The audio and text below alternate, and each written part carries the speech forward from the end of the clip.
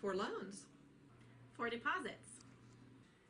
For the best customer service. Call us first. We answer. First National Bank of Davis, a branch of Pauls Valley National Bank. Member FDIC. Equal housing lender.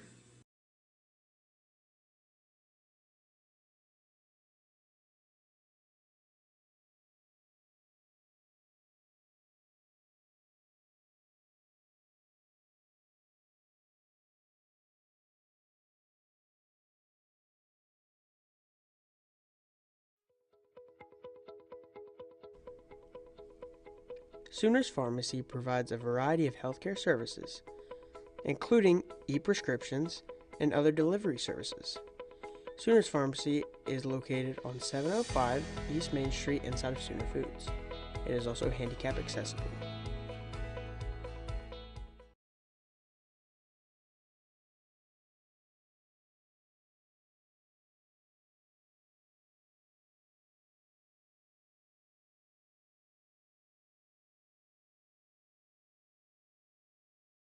Hey, look at this. I just got totally free checking at Vision Bank. Vision Bank has free checking? Totally free. And I got a free gift when I opened my account. No monthly service charge. No. Plus I have free bill pay, free online banking, and a free instant issue debit card. And it's all free? Yes. Plus they have 3 totally free account options and 2 of them pay interest. And they have it right here at Vision Bank? Yes, at all 8 Vision Bank locations. So totally free checking at Vision Bank. Now you've got it. Get all the details and start saving today with totally free checking at Vision Bank, member FDIC.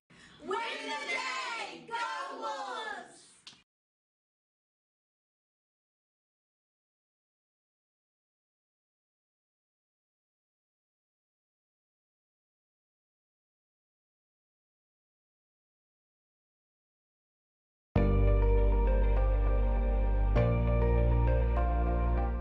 Here at Hilltop Animal Health Center, our doors are always open for your animals.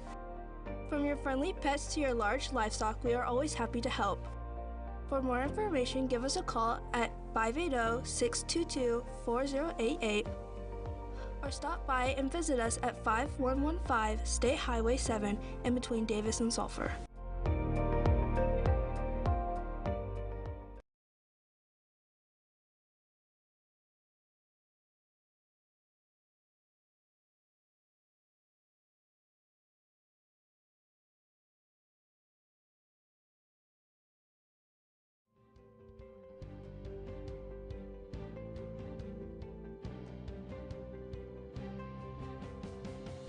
Physical Therapy Central offers the best physical therapy care with 2 board-certified orthopedic specialists and 1 PT who is a certified concussion and vestibular specialist. PT Central's friendly staff promise you a safe and inviting atmosphere while they work with you to get you back on your feet. Regardless of the injury, PT Central will have you moving and feeling better than ever. PT Central, serving Davis since 2011. Let us get you back to work, back to play, back to life.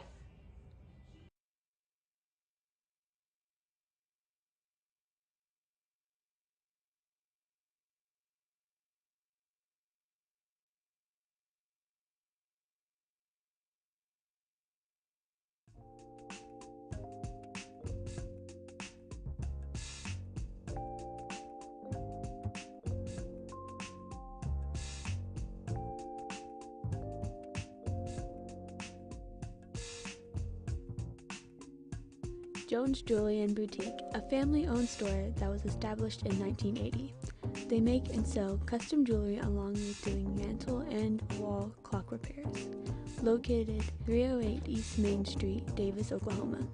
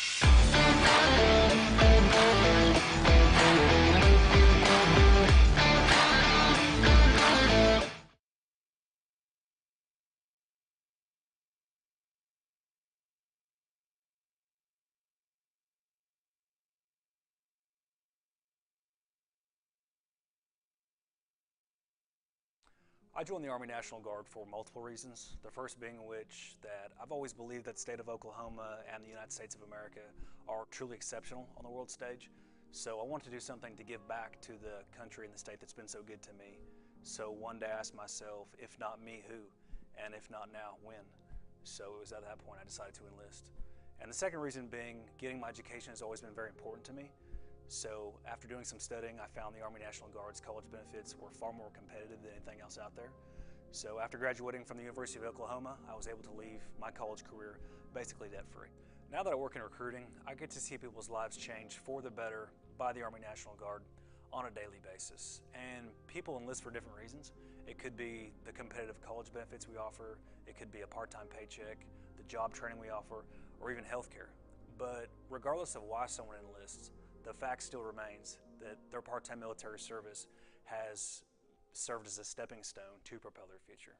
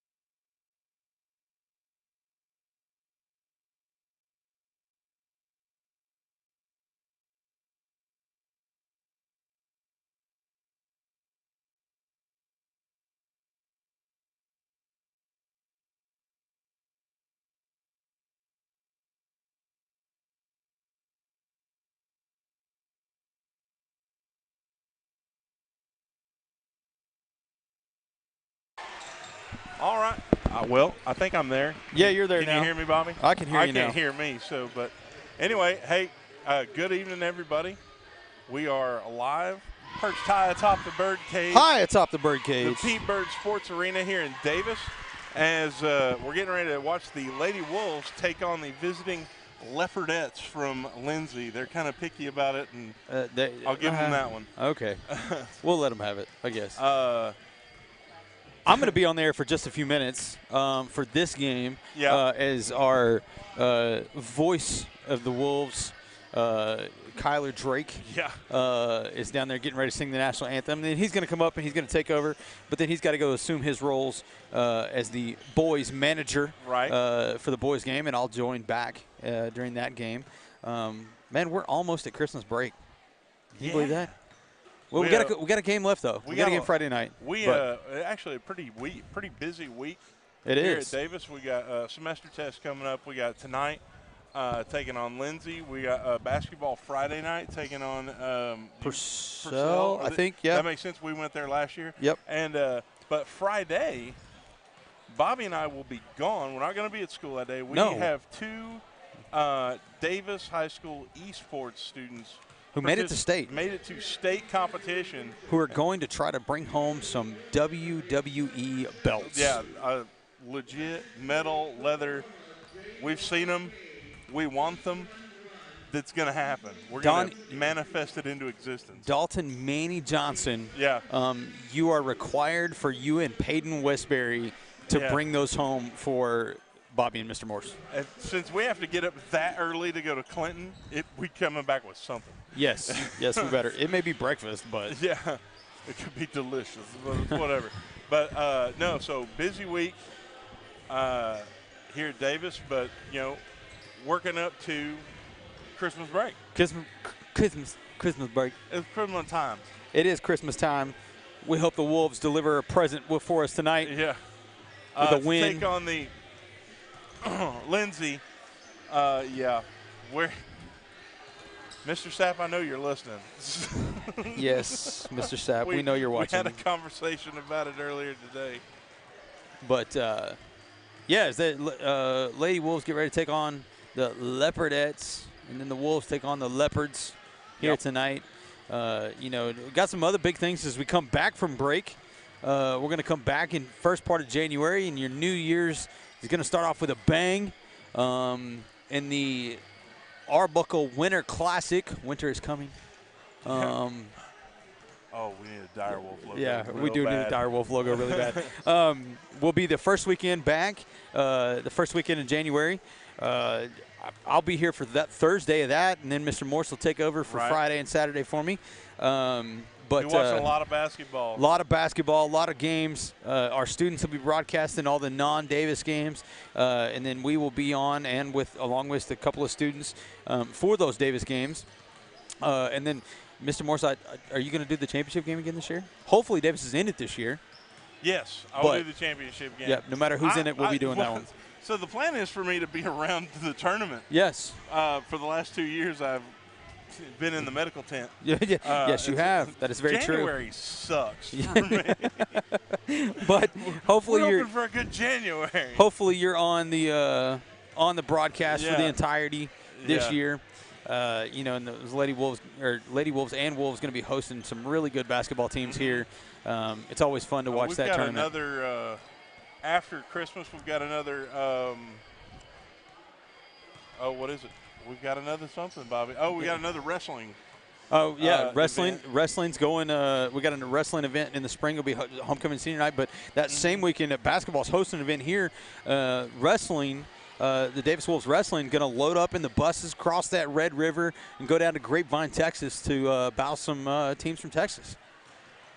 All right. I didn't know where you were going. I just knew you were going. Yeah, a lot of stuff going on for the Wolves here at Davis. So, man, it's awesome. We're going to take a quick break, and then national anthem's going to be performed, and we'll be back to bring you the start of this ballgame. We'll be back in just a minute.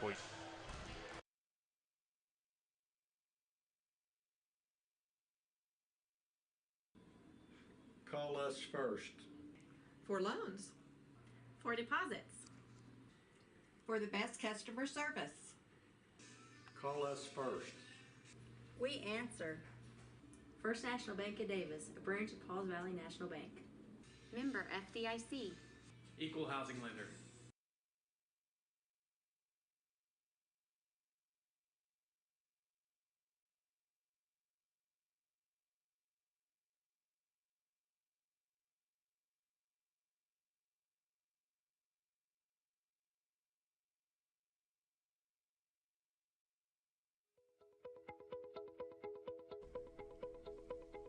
Sooners Pharmacy provides a variety of healthcare services, including e-prescriptions and other delivery services. Sooners Pharmacy is located on 705 East Main Street inside of Sooner Foods. It is also handicap accessible.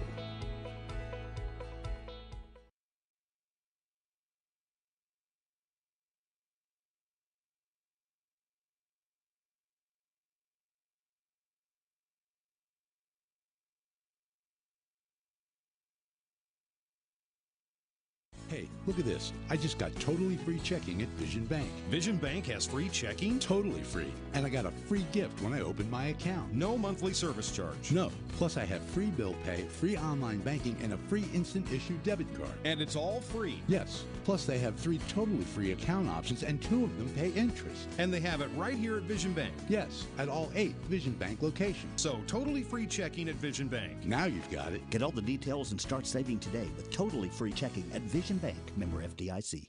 Win the day! Go Wolves!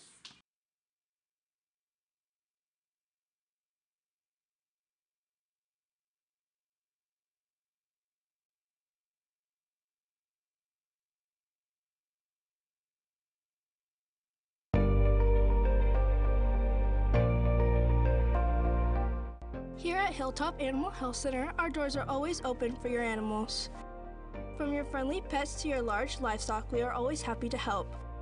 For more information, give us a call at 580-622-4088 or stop by and visit us at 5115 State Highway 7 in between Davis and Sulphur.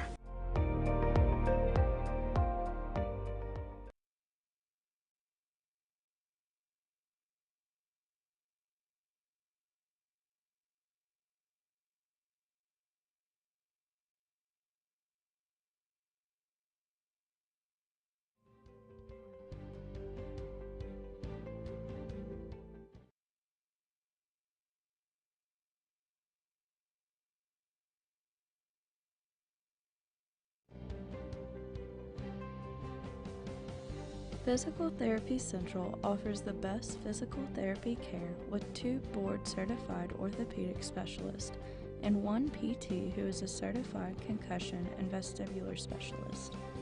PT Central's friendly staff promise you a safe and inviting atmosphere while they work with you to get you back on your feet. Regardless of the injury, PT Central will have you moving and feeling better than ever.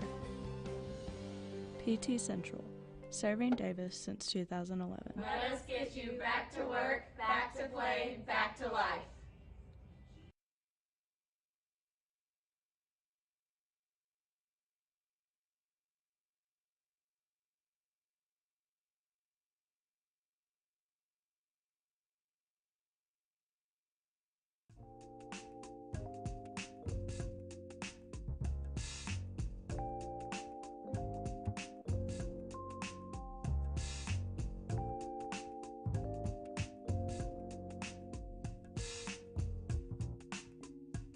Jones Jewelry and Boutique, a family-owned store that was established in 1980.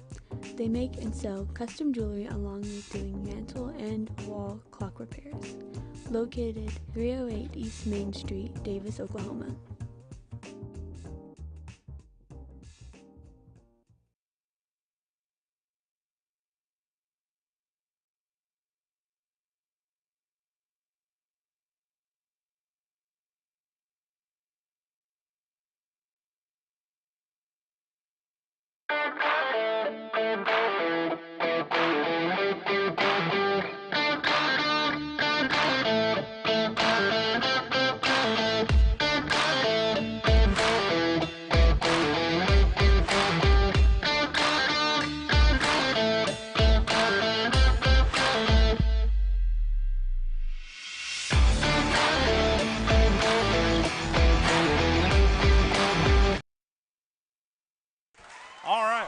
back, ready for starting lineups. Yeah, starting lineups, and I'm going to go through the starting lineups for Lindsay real quick. You got number 1, Cameron Perry. Number 4, Brayley Malicote. Number 5, Maddie McGowan. Number 20, Emily Stone.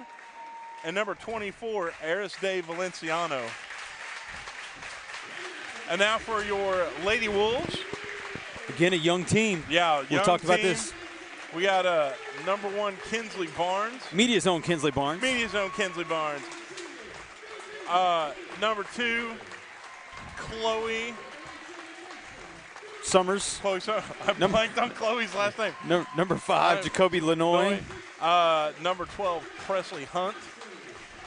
And number 15, Maddie Morton. Yep. Yeah, I don't know. I did better on their names than I did ours. So that's terrible. Well, shout out to Rush England for bringing us some M&Ms. Yeah, shout out to that guy helping us out. Mr. Morris, I'm going to step off and let the magical voice of the Wolves jump in here with you. And him and his gold chain. Kyler Drake. It's Kyler thugging today. Kyler, you look like Mr. T, Kyler. Well, except your hair isn't as cool. Yeah, but, well, I'm working on the mohawk.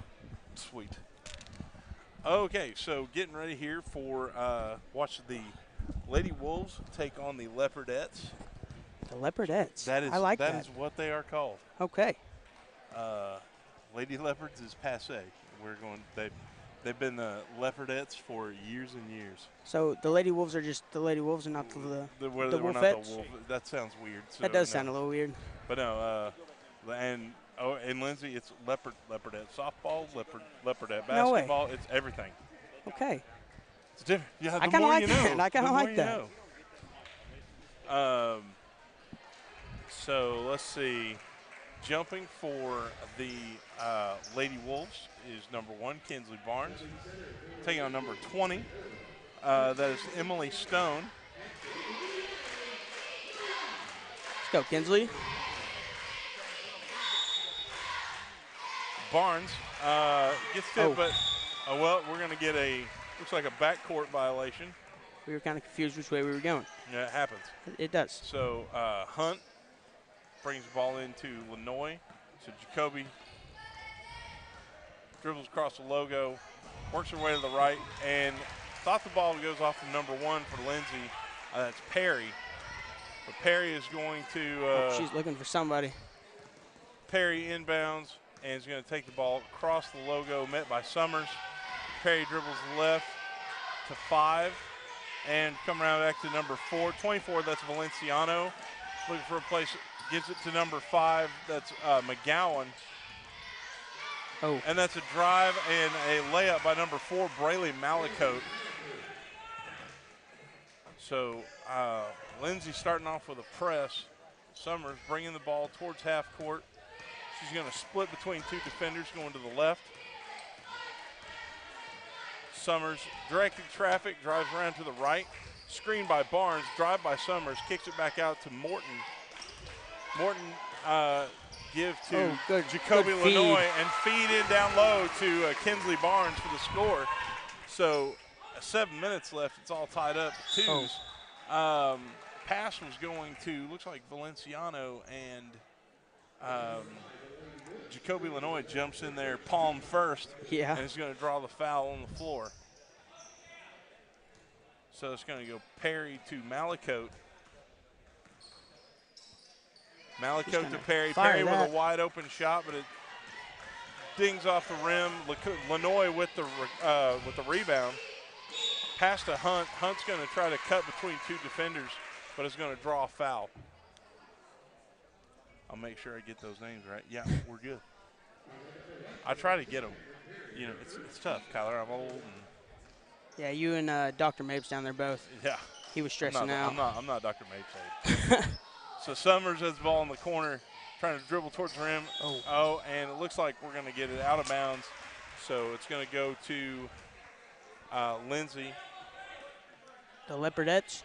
The Leopardettes. Perry's going to bring the ball across half court.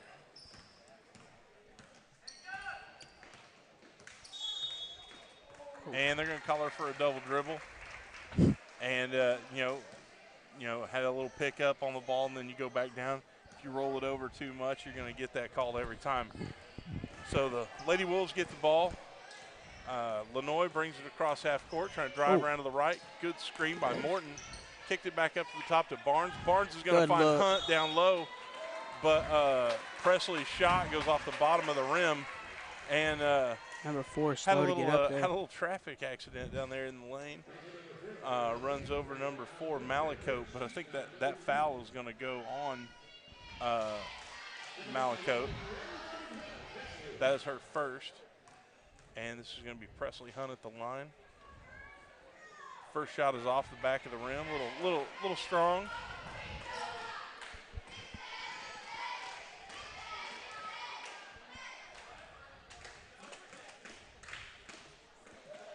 Hunt's second shot is good. So the Leopardettes back with the ball. Perry bringing the ball across half court. Dribbles around in front of Summers to the right. Takes the screen. Kicks it out to Stone. Stone with a long 3. Bounces around and drops through. Lindsay's going to take a 2-point lead. Lenoy across half court, driving to the right side, going towards the baseline. Met by a couple Leopardettes. And the ball's going to get tied up.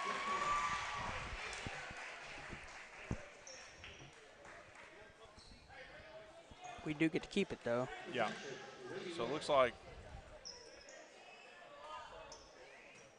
Hunt bringing the ball in. It's a long pass to Barnes. Barnes is going to kind of power dribble and work her way around. Kicks it out to Lenoy. Lenoy to Summers.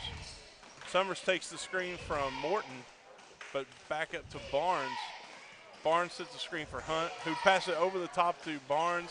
High shot off the glass.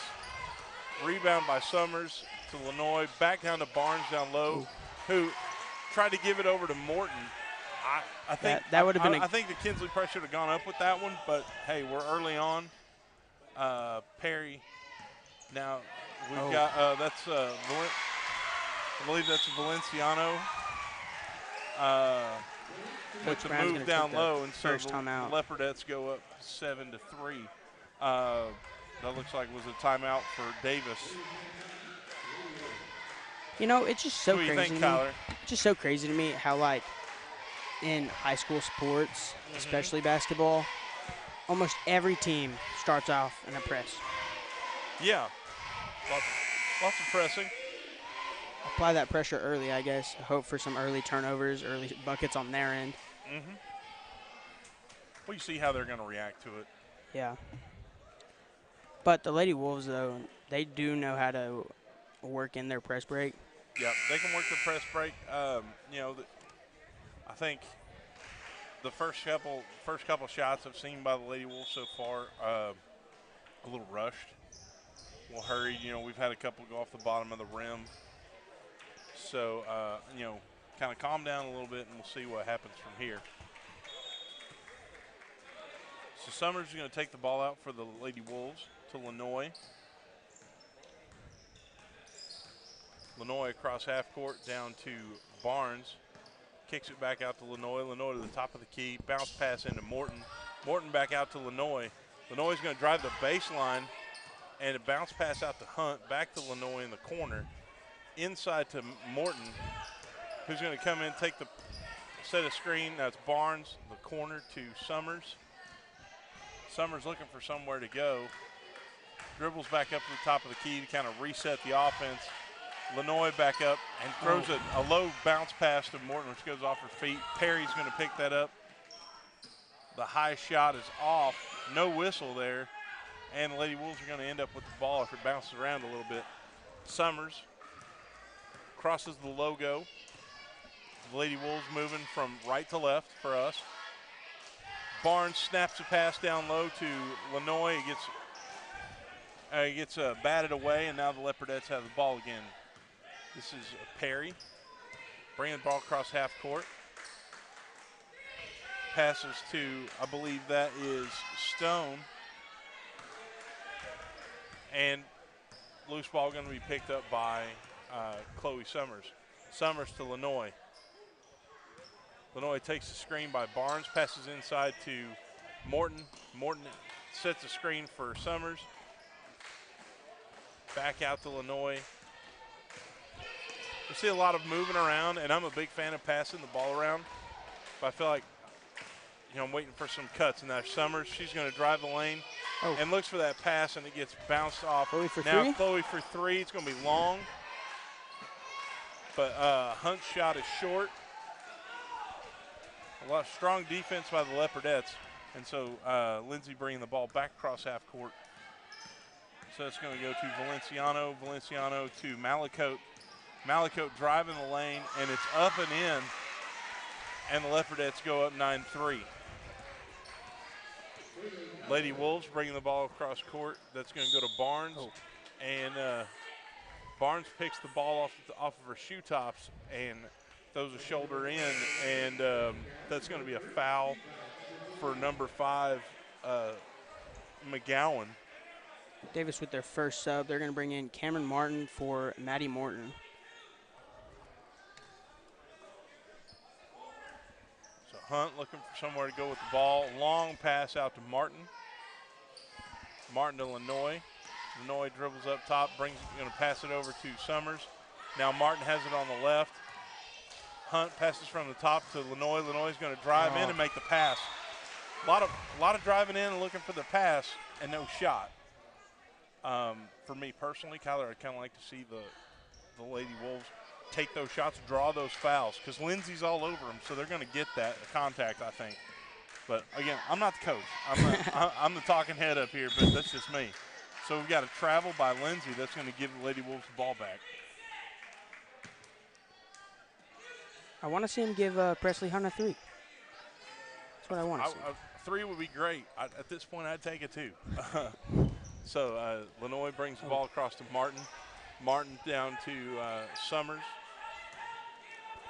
Summers back up top to Hunt. Hunt's going to drive to the right, kick it over to Lenoy. Lenoy's going to bring it back up top. Summers with the screen. Lenoy stops, a little jumper off the back, strong off the back of the rim. It's going to be rebounded by Valenciano. And now giving back to Perry. Perry crossing the logo at half court. He's met by Barnes. He's going to kick it over to Malicote. Not Malicote. I got the number wrong there. I think I had a sub I didn't catch the first time. That was number 25, Layla McKenzie.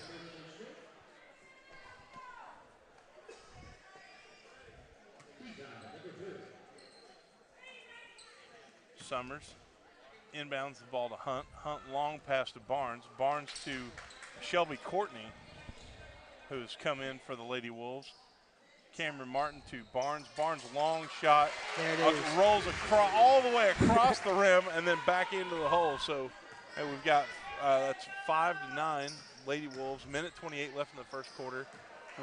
Lindsay gets a little sloppy with the ball there, and we're going to get a timeout by Lindsay. Kind of calm his girls down a little bit. Lady Wolves starting to take a little more time and make some better moves here. So we're going to see what happens. So just a little over a minute left in the first quarter. Lady Wolves trail the Lindsay Leopardettes 5-9. That's what's happening. That is what is happening.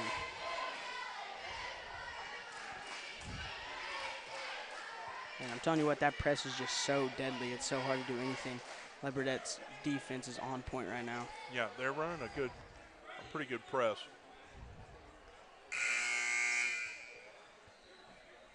Let's see what Coach Brown has in store here as the Lady Wolves are going to take the ball.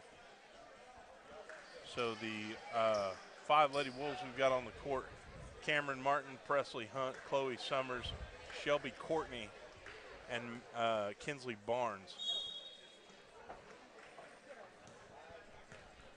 Summers bringing the ball across half court for the Lady Wolves. Pass down to Hunt. And that's going to be a travel because that ball hit her hands and she started moving. And I don't think she had total possession of it. This isn't college football. She didn't have to have one foot down, but, Perry bringing the ball across for the Leopardettes. Kicks it to the left to, that's going to be number 20, Stone. Back to Perry over on the right side here. Cameron Martin with some strong defense to Valenciano up top of the key. Back out to Perry. Perry with the long three. It's off the rim. Good rebound. Rebound by Chloe.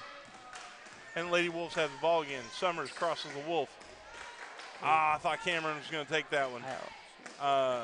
Summers kind of directing traffic, driving around to the right, passes to Hunt.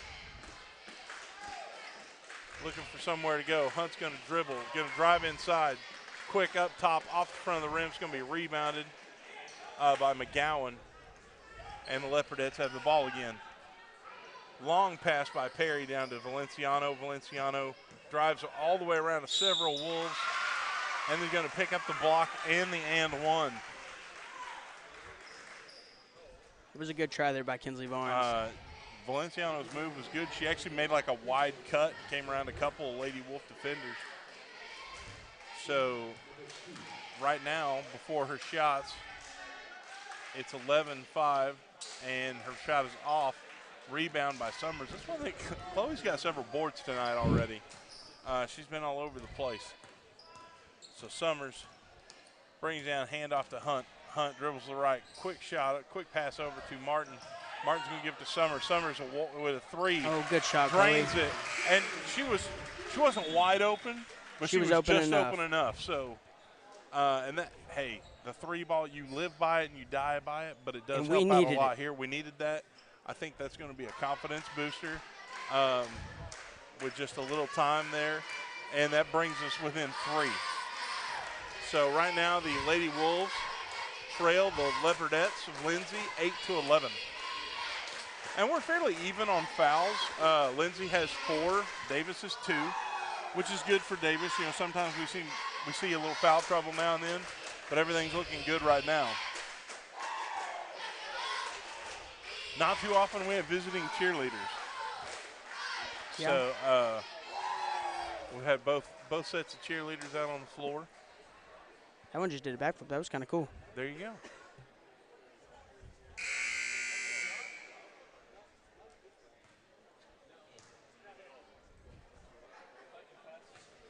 It's going to be Leopardette ball.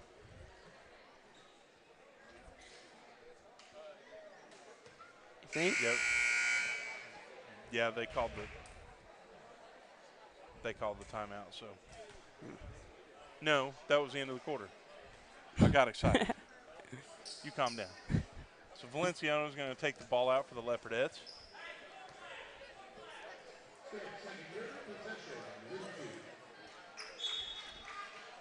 Pass into Perry. Perry's going to cross half court.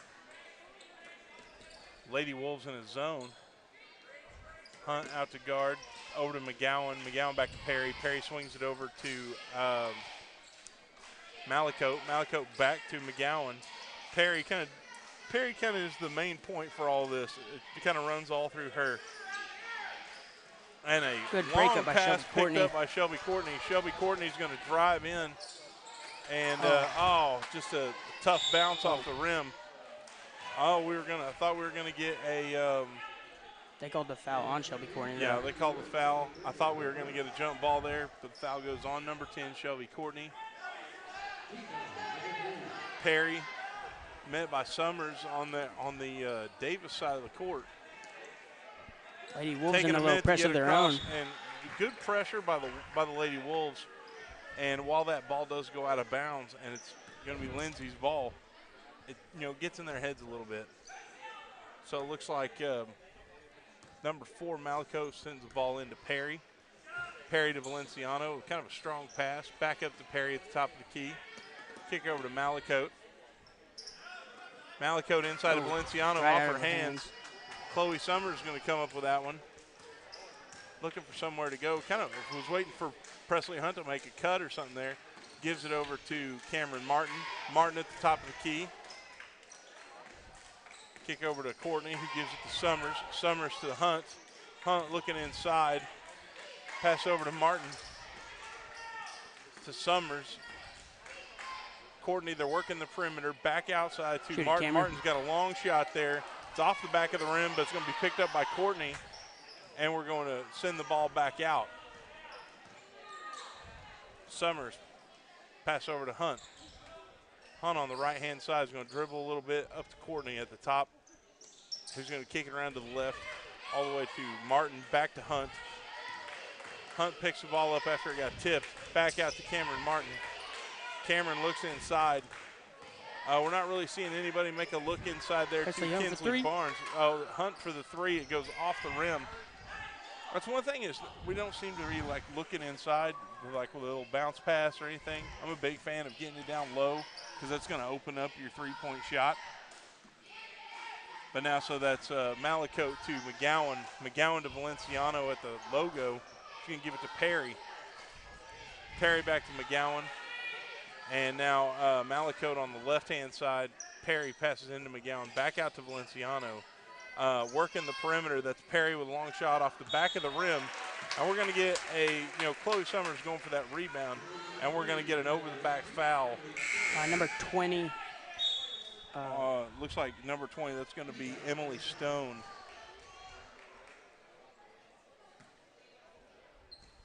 Jacoby Lenoy back in the game. Yeah, so and Summers to Martin. Back to Summers. Summers trying to get the ball. It's going to be picked up by Malicote. Good pressure by Chloe. Layup off there. So Chloe Summers brings the ball back across for the Lady Wolves. Kicks it to Jacoby Lenoy. Jacoby to Shelby Courtney. Courtney looking for somewhere to go. Long pass to Lenoy. Back to Courtney at the top. Over to Martin. Martin looking inside, down low to Summers. And Summers was looking in down there to Maddie Morton. No good, though. Oh. And Lenoy barely, I thought she was going to travel that inside, back out. Just kind of working the perimeter are the Lady Wolves right now. Not a lot going on inside. The Leopardettes have the lane pretty well boxed up. That was a nice little couple steps there. So no travel there, and no foul called actually. Long pass to Valenciano. Valenciano off, and not sure why Shelby hit it that hard, but it ends up going back to Lindsay. She just didn't want to go out on them, and it was picked up by Valenciano, and it's good. Summers bring the ball across half court to Courtney, over to Martin. Martin to Lenoy. Jacoby's dribbling up top, passes to the right to Summers. Summers to Martin, back over to Lenoy. Lenoy pass down low to Maddie Morton. Maddie's going to go up and not going to get fouled and not going to get it to drop. Seems to be a lid on the rim right now for the Lady Wolves, as Lindsay is going to pick up that rebound. Perry brings it across for Valenciano. He gives it to Malicote, back to Perry on the right. Pass up for Valenciano up top. Malicote, long three. It's going to be off, bounces around. It's going to be rebounded. It was rebounded by number 20, Stone, and then the foul's going to go on the Lady Wolves. We got 3:33 left in the half. As you see, the Davis Wolves headed towards the locker room before they come out for shoot-around at the girls' halftime. Stone's first shot looked like kind of stuck in the rim for a minute, bounces out. We've got some new Lady Wolves coming in. So the Lady Wolves on the court, we have number 1 Barnes, 12 Hunt, 15 Morton, 5 Lenoy, and 2 Summers. Stone's second shot is good. 14-8 Leopardettes, 3:33 left in the half. Hunt passes in to Lenoy, Lenoy to Morton, Morton to Hunt as they're trying to move quickly. And I thought Chloe was going to pull the trigger there, but now they're going to go back and now. Well, I thought Barnes was going to do it too. So ball out on Lindsay, so deflected there. And so Hunt's going to bring this in. Hunt on the inbound. Pass over to Summers. Summers to Barnes. Barnes to Lenoy. Lenoy takes one dribble, a shot. Good jumper. Much needed. That's going to bring the Lady Wolves back within 4. It's a 2-score game now. Perry brings it across to number 25. That's going to be Layla McKenzie. Valenciano up top. Perry to McGowan. McGowan's three is off the front of the rim there. By Barnes. Barnes with the rebound. And Lenoy is going to bring the ball across half court. Back to Barnes. and snaps pass down to Maddie Morton, who's going to kick it back out to Barnes, then to Summers. Summers to Lanoy. Setting the offense back Lanoy, up. Lanoy to Barnes. Barnes looking down low and then passes into Good Lanoy. look. I think Maddie needed to leave her feet there. She might have gotten that foul. But tip's going to be picked up by the Leopardettes. Stone tried to get in for the foul, but she was all covered up. And then the Leopardettes are going to call a timeout. 2:17 left in the half. 14-10, the Leopardettes lead the Lady Wolves.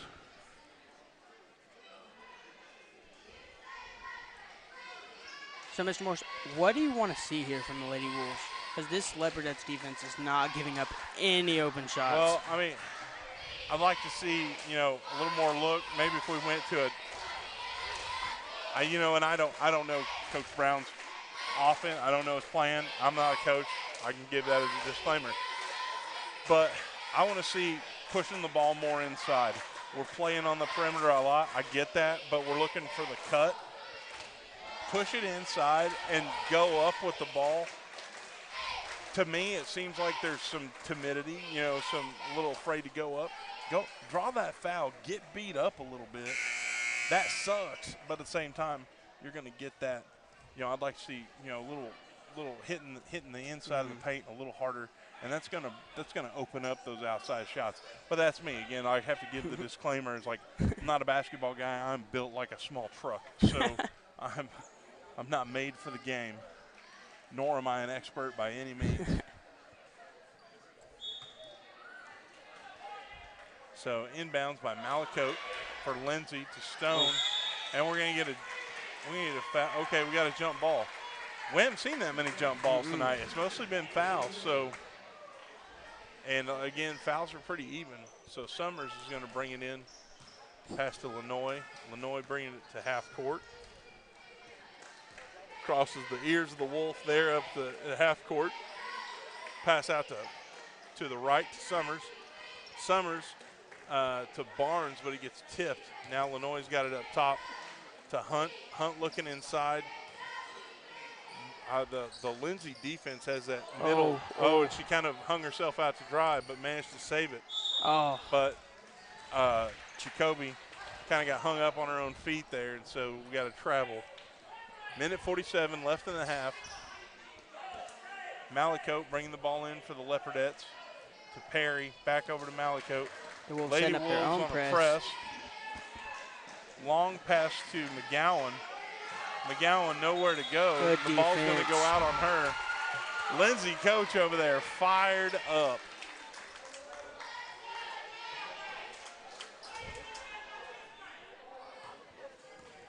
So here comes Lanoy across the logo at half court. Pass to Summers. Summers dribbles to the right and is going to hand it back off to Lanoy. And they're going to get her for the travel again. Perry did a good job in kind of pushing her to the sideline and made her think twice about what she was doing. It's a good tactic.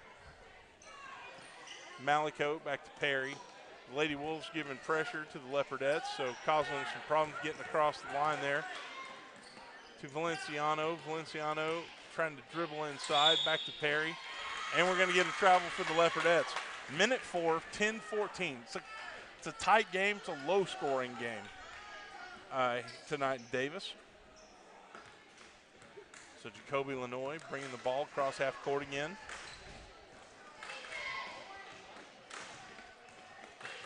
Looking for somewhere to go. Good look. Back to Barnes. Barnes over the top, down low to Morton. Morton not enough on that ball to get it up into the basket off the glass. And it looked like they're going to call her out of bounds when she came back down with her foot was No, out. they called Maddie Morton on a push in the back or an I over didn't the back. see the push. So it's going to bring in Shelby Courtney.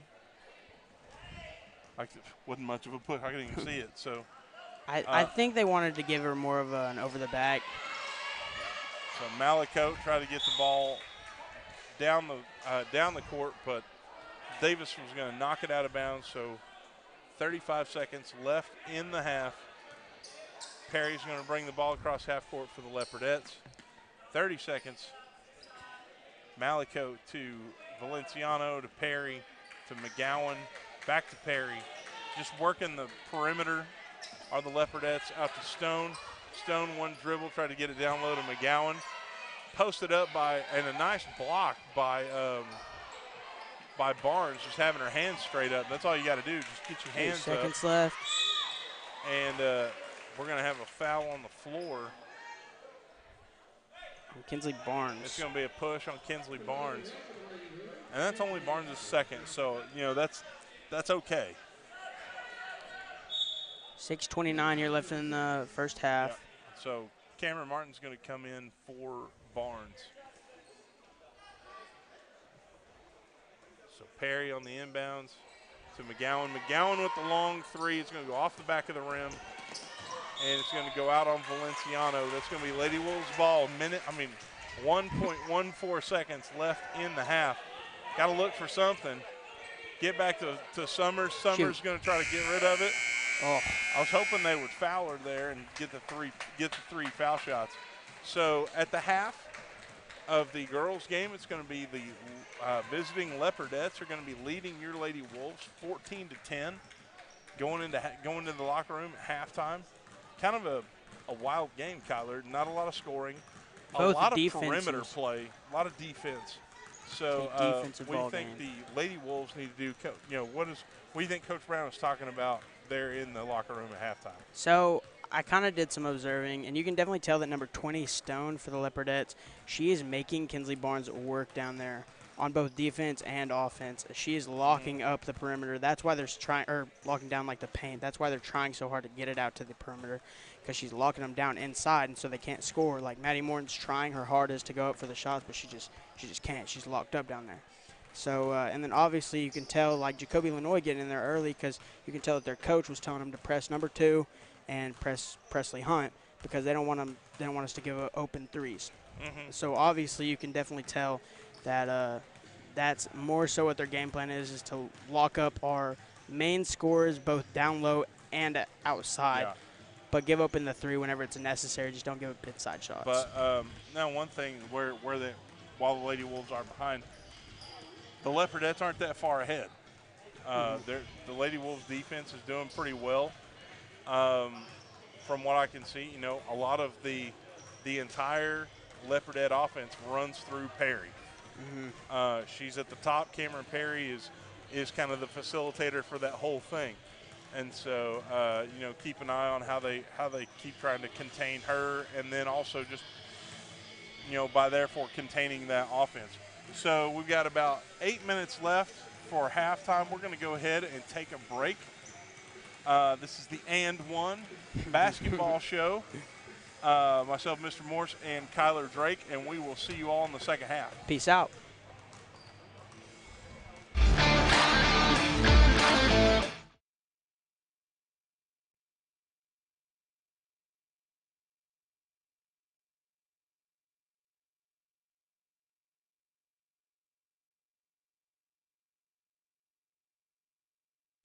I joined the Army National Guard for multiple reasons. The first being which that I've always believed that the state of Oklahoma and the United States of America are truly exceptional on the world stage. So I wanted to do something to give back to the country and the state that's been so good to me. So one day I asked myself, if not me, who? And if not now, when? So it was at that point I decided to enlist. And the second reason being, getting my education has always been very important to me. So after doing some studying, I found the Army National Guard's college benefits were far more competitive than anything else out there. So after graduating from the University of Oklahoma, I was able to leave my college career basically debt-free.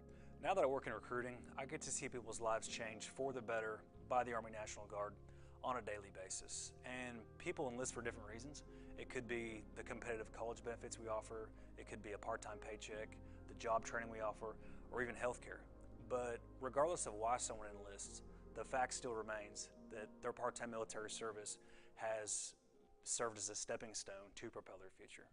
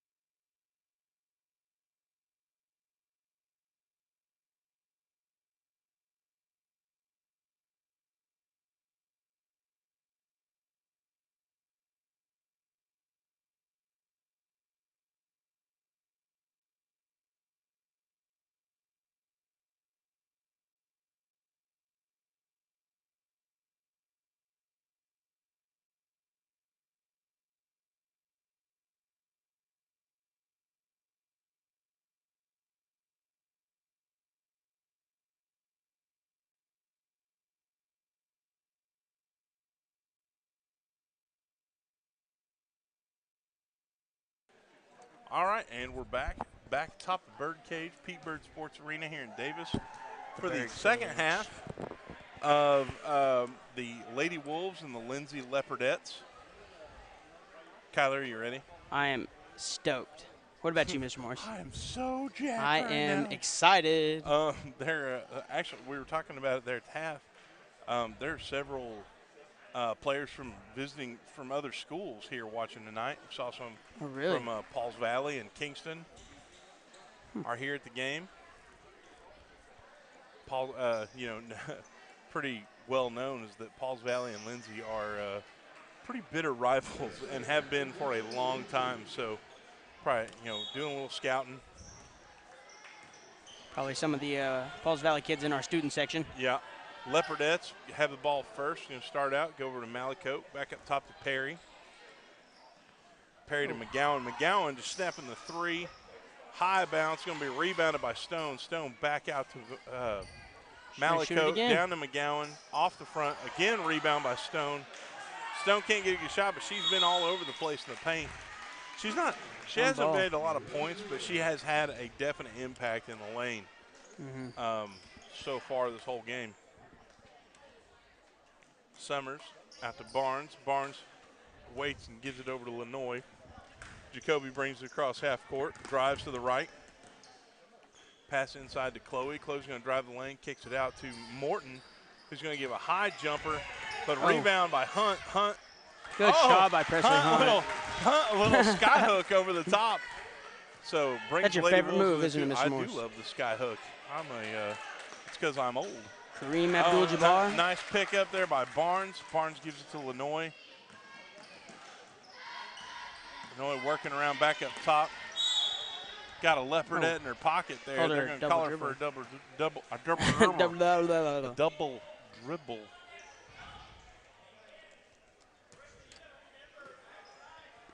So it's going to be Perry to Malicote, back over to Perry. Back over to Malicote. Leopardette's trying to get the ball back over half court. Long pass. Good job, Good Kinsley. pickup by Barnes. Barnes hit the ground hard. Barnes in the wall there. You hear that that awful gym floor squeak when a body hits it is never good. And followed by silence. Yeah. So Perry, long shot, going to be picked up by McGowan, a rebound. McGowan's shot is off. Rebound by Summers. Summers hands off to Lenoy. Jacoby coming across the Wolf at the half. And Jacoby picks up the ball, pass inside to Barnes. Barnes, quick one dribble, a shot off the back of the rim. Summers going to fight for the ball, walks a tightrope there on the baseline.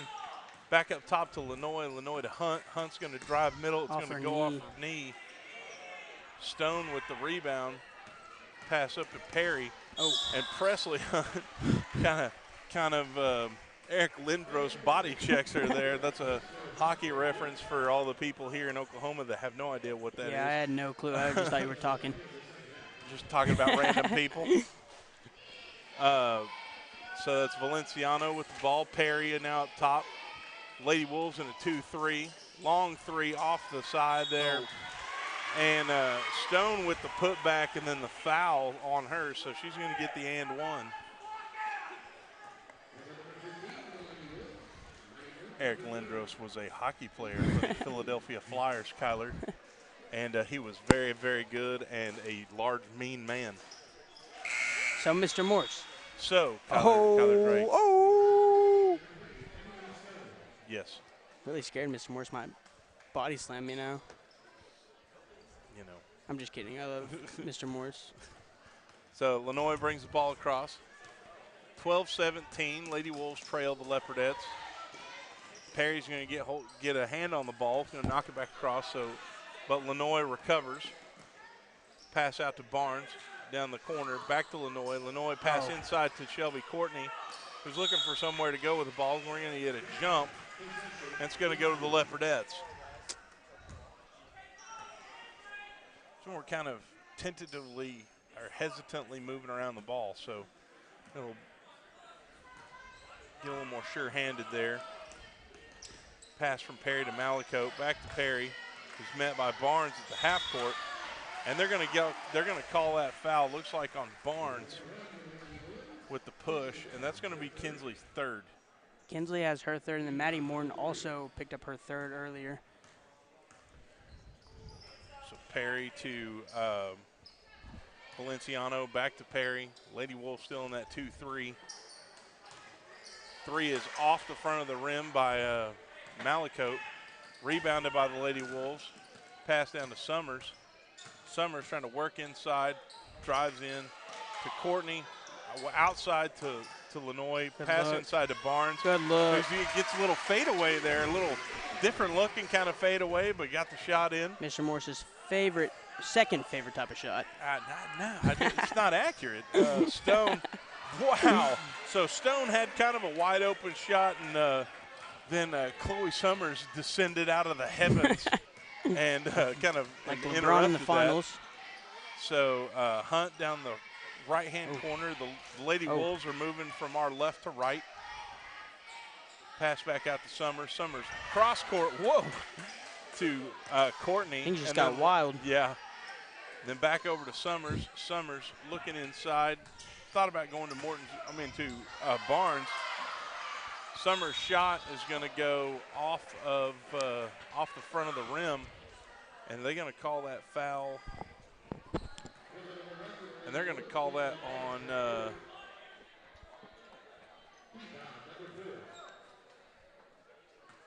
who's number 4 for us? Not really sure. That person doesn't exist. Was it on them, maybe?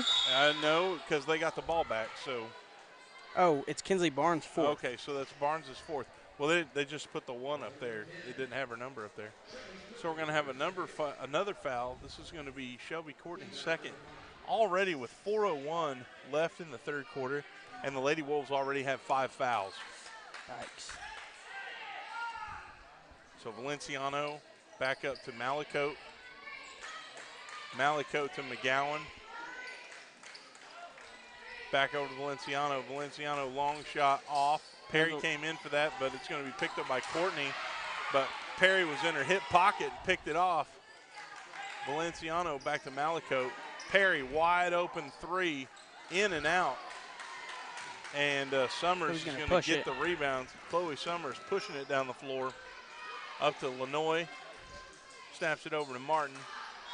Martin feed inside to Summers. Whoa, little getting a little chippy out there.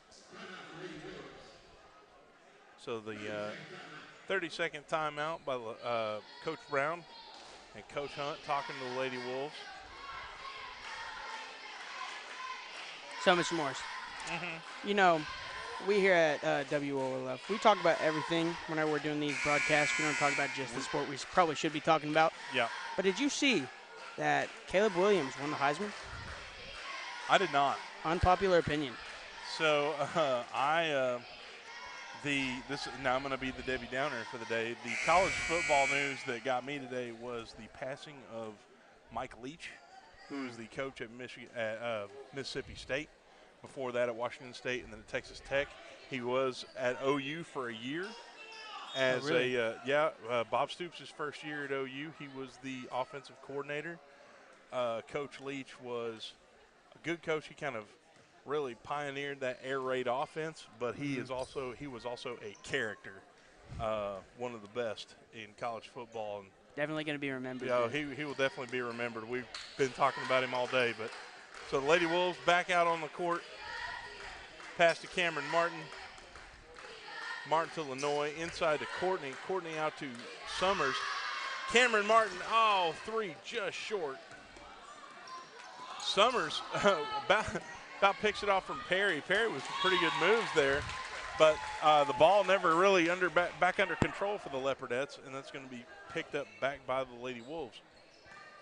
So 2:55 left in the third quarter. And the Lady Wolves trail the Leopardettes 17-14. No foul on that shot as Shelby Courtney goes up. Summers to Lenoy. Summers cuts through. Martin back out And Summers down in this bottom right corner. Lenoy with a go with the screen. Summers goes the other way. Ball's going to go out of bounds. And it's going to be Leopardette ball. Caleb Williams. Caleb Williams. Okay. Well, the voters can do what they want. I'll give them that. All right, Mr. Morris. One of the Adams twins just checked in. That is Madison. E comes before M. E comes before M. That's 22 and 23.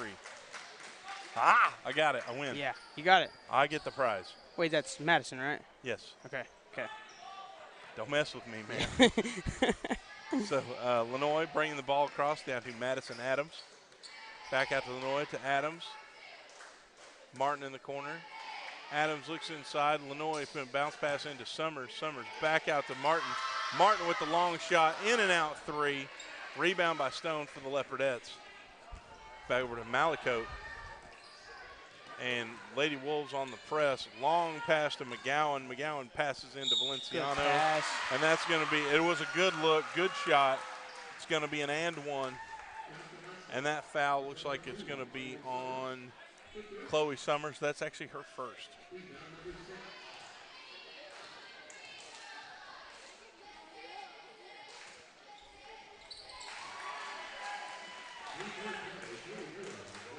So it's going to go, the Leopardettes lead by 6.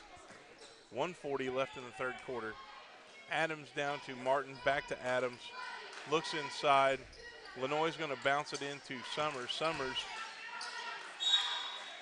And we're going to get a foul on the floor. That's going to be the first team foul of the half for Lindsay. So that's a little different there. So Summers going to bring the ball in. Looks inside, pass to Lenoy. Lenoy to Adams. Adams back to Lenoy. Lenoy's going to take a quick step inside, back to Summers up top.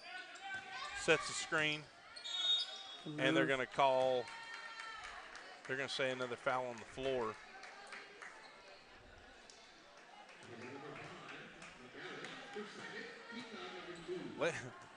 Lady Wolves can't seem to get a shooting foul. So pass to Hunt, who tried to lob it up in there to Adams. Go, Chloe. Perry. Go, Chloe. Go, Chloe. So Chloe Summers, she's going to get that foul. Perry's going to get the and one, so that's going to be Summers' second. That puts them in the first round of the bonus. Yep. And then, so that's going to send Perry to the line for the and one. So right now, minute 12 left in the third quarter. Lady Leopards lead.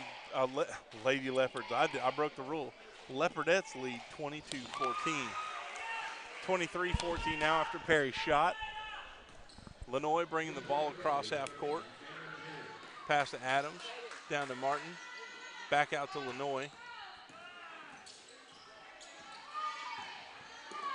To Adams. Adams dribbles up top, looking inside, and gets taken away by Perry. Perry over to Malicote, back to Perry. Perry over to Valenciano. Valenciano's going to put that one up. You know, you shoot long enough, you're going to get one.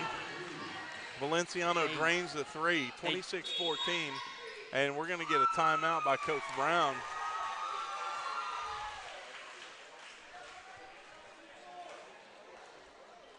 Try to kind of stop the bleeding here. You know, the Leopardettes surely do love that free ball this quarter. Yeah. Well, and you're not getting any. There's, very little fouling or called fouls against the Leopardettes right now. Davis definitely in foul trouble.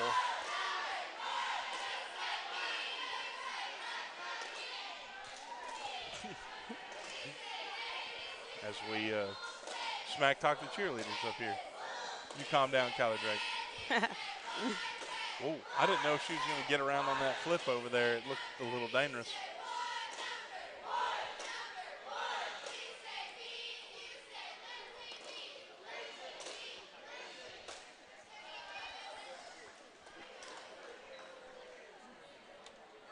So about 35-29 left in the third quarter.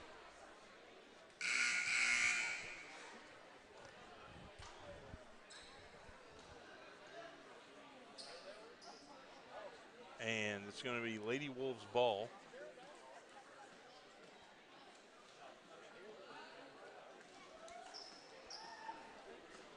So the Lady Wolves out on the court. We have Chloe Summers, Jacoby Lanoy, Shelby Courtney, Presley Hunt, and Maddie Morton. Again, we've said it all year so far, a young group, one senior. Lanoy dribbles up top to Hunt. Hunt looks inside to Summers. Summers with the fadeaway off the iron there. She's going to break it up and get her own rebound, but now it goes back to Lindsay. Ball got loose. That jump ball should be coming to Davis. And it is. What kind of play you think they draw up here for the last shot, Mr. Morse? I think you've got a couple seconds to play with. I'd like to get something inside, maybe get a foul out of it. Going to pass to Courtney. On the left-hand side, looking low for Summers. Summers is going to break it out. She's got to get a shot up. She runs out of time. And that's the end of the third quarter. So here we go into the final quarter of the game.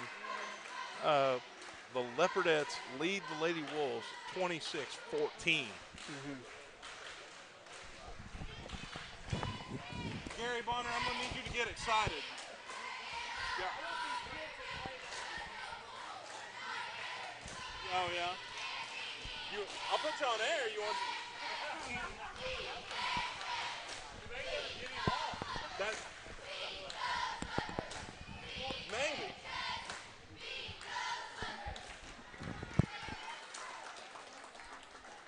Mr. Morse, you calm down. I'm having to. I'm razzing the fans. So that is actually Jackson Bonner's grandpa. Oh, okay.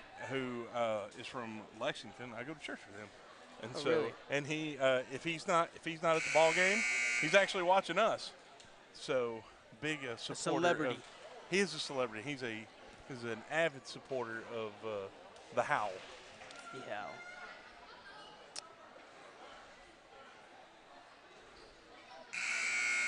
You know, it'd be really cool. It's probably gonna sound stupid. Not what you were thinking. But go ahead. We need a theme song. Do we need a theme song? Yeah, that would be cool. I was thinking Real American from Hulk Hogan. Okay, I could get behind that. I like that. That's cool. I'm also a big fan of the Stone Cold glass shattering thing, which just makes you want to break that stuff. Actually kind of does go hard, though. You know, it does. Okay, so Leopardette's going to start out the fourth quarter with the ball. Valenciano up top, right on the outside of the Wolf logo there to Malicote. Now Perry up near the line. Valenciano. Lady Wolves with a half-court press, really trying to put some pressure on the Leopardettes. Valenciano shoots a running jumper, and it's going to go out on the Lady Wolves. So the ball goes back to Lindsay.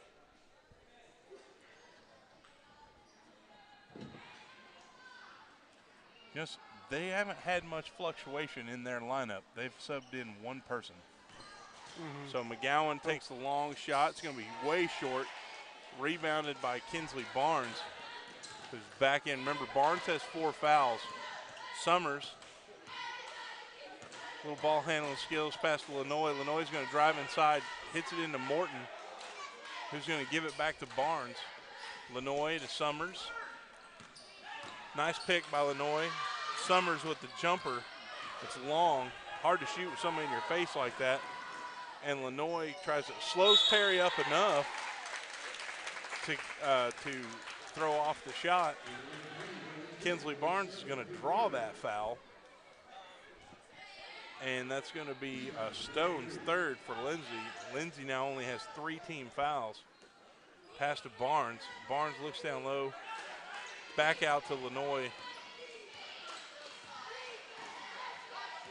Lanoy works the ball inside, and she goes up for a, there we go. Jacoby doesn't shoot it very often, but that was a good one. Brings the Lady Wolves within 10. Down to Perry. Perry's going to get it out to Valenciano across half court. Valenciano drives, off shot, and I guess they say it went off of Maddie Morton's fingertips, so it's going to go back to the Leopardettes. 6:24 in the fourth. Perry out to Valenciano, to Malicote. Inside to McGowan. McGowan, couple steps, little left-handed, right off the, it's a little kiss off the glass. It was a good, that was a nice shot. Lenoy down to Barnes, who's inside to Morton. Morton's shot is off the front of the iron. And that's going to be a jump ball, and it's they're gonna call up a technical on number 5, McGowan, who is throwing some extra elbows, had the jump ball, and then got an attitude. Good job of Chloe Summers by keeping her composure. What Chloe did was put her hands back and jump out of the way, and that also kind of that might have helped it with, but McGowan flashed a little anger there, and the Lady Wolves are going to get to shoot a couple uncontested foul shots. Coach Brown taking the opportunity while the refs are talking to the coaches and everything to get everybody lined out, figure out what's going on.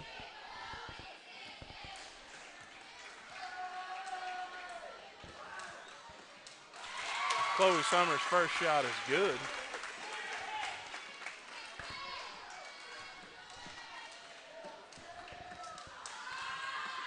Second shot is long, and the Lady Wolves are going to get the ball back.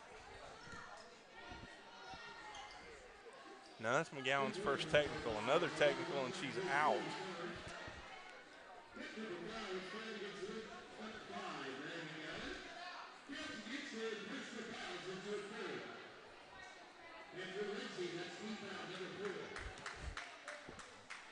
I'm not real sure what happened there. So Presley Hunt looking for somewhere to go with the ball, gives it to Jacoby Lenoy. Lenoy across half court down to Morton. Morton inside to Barnes. Barnes is going to drive inside. They're going to call her for the travel. And Malicote's going to bring the ball out for the Leopardettes. Full court press by the Lady Wolves. Long pass almost gets away from Perry. Perry to McGowan. Perry looks again back over to Malicote. Nowhere to go with it. Backed up by the Davis Wolves defense to Valenciano. Valenciano inside to Stone. Stone takes a little dribble and played very well by Maddie Morton there. And the Lady Wolves are going to force the turnover. Lenoy to Morton. Morton looks down low. Lenoy looking inside, back out to Summers. Summers going to drive in and along off the glass. We're seeing that a lot with the Lady Wolves tonight. Just a little too much on it, and it's clanging off the rim or off the back of the rim a lot of times. Got it wrapped up. Jump ball. Oh, and that did not look good. So we had a jump ball and kind of a little wrestle around there, and Valenciano goes rolling out of bounds. Just went from 0 to 100 really quick. Yeah. While the Lady Leopard, then again, the Leopardettes. The Leopardettes are up by 11. But the Lindsay coach kind of upset that was a jump ball. But that's the way it works. Chloe Summers on the left side, pass across to Lenoy. Lenoy inside, quick shot off the front of the iron. Got to get hold of those. That's going to be another jump ball. That one's going to be and that one's going to go to the Leopardettes. 4:41 left in the game.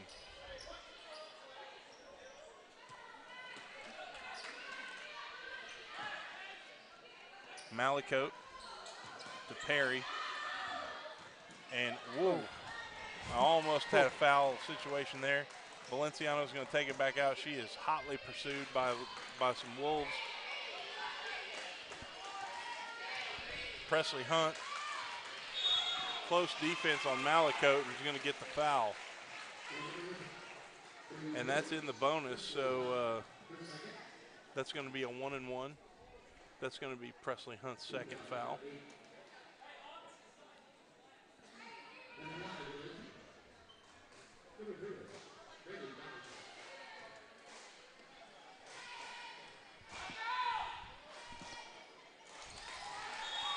So the first shot from Malakote is good.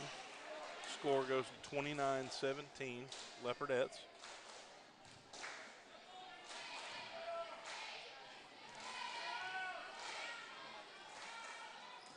Malakote's second shot is off, rebounded by Lanoy. And we got a timeout called by Coach Brown.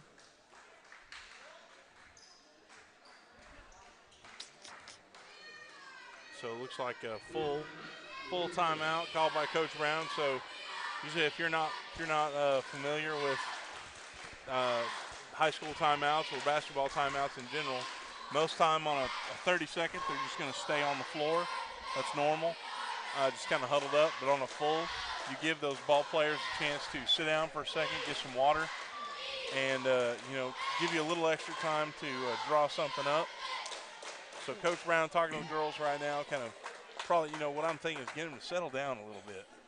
And for everybody wondering, Mr. Morse was talking about me because I asked him at halftime what the difference between a full timeout was. I wasn't going to call you out, Kyler. It's all right. I'll call myself out. I was unsure, so I asked. Was that whenever I yelled at you at halftime? Yes, he did yell at me at halftime. For everybody that's wondering, it was for your own betterment. Yeah, I guess. But all I was doing was asking a question. Yeah, and I answered your question. That went from 0 to 100 really quickly. He just turned and yelled at me. With the 9,000 other questions I answer all day. All day. How many absences do I have? Do I have to be here tomorrow so I don't have to take semester tests? How many cows does it take to stack to the moon? No way. Somebody asked you that? No, I've been asked that before, but not by No way. a kid. That's crazy. I want to give a little shout out to our media crew tonight. We have Jordan Lynn working the laptop, Brody Rogers working the camera, and then Rush England, actually. He's our runner, helping us out whenever we need him. So I know Mr. Morse didn't want to give shout outs. I was going to eventually. They're not even done working. I don't want to give them credit yet. So we got the Leopardettes driving back down with the ball. We have the current score 29-19, 3:52 left in the game. The Leopardettes lead the Lady Wolves. We had a foul on number 2, Chloe Summers. That's her third. And that sends number 4, Malakote, to the line again.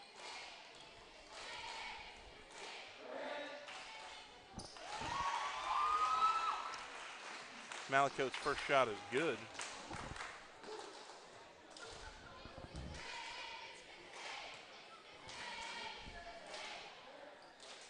Second shot is off, going to be rebounded by Lanoy. Brought across the Wolf at half court. Jacoby moving pretty quick out to Presley. Oh. Presley snaps up a 3. It's long, going to be rebounded by McGowan. Pass to Perry. They cannot pressure her that much. The refs are calling that on the sideline. Back to Perry, down to Malakote. Malakote picks up a dribble at the line. That's dangerous. And coach is going to save her, bail her out with a quick timeout there. So we've got 3:25 left in the game. The score is 30-19, Lindsay.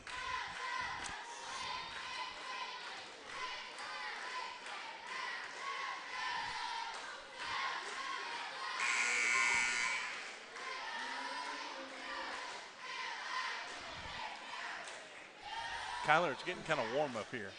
I am kind of burning up. You're about to go down on the floor, though. I am. Manage that management. Yeah, I'm like a glorified water boy. But it's all right. Because they need the water. And I'm there to help them out. High quality H2O. Water sucks. No, it doesn't. Water's delicious. Gatorade. It's a good movie. It is so good. Malicote's going to bring the ball in for the Leopardettes, pass to Perry. Perry's going to pass it back across half court to Malicote. Malicote out by the line, pass into Stone. Stone back out to Malicote. The Leopardettes kind of playing a little stall ball, just burning some time off the clock. That's all they're doing. She's running circles. Just running circles. That's one thing I've always kind of. Oh, now Hunt tried to, thought she got all ball, got some body into that shot though, and so that's going to send them to the line. The Leopardettes double bonus now, so 2 shots for everything. That's Presley's 3rd foul.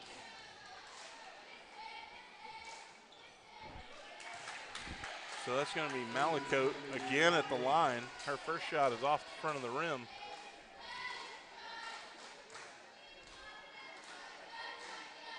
Second shot in. That's going to be 31-19. Lenoy bringing the ball across half court.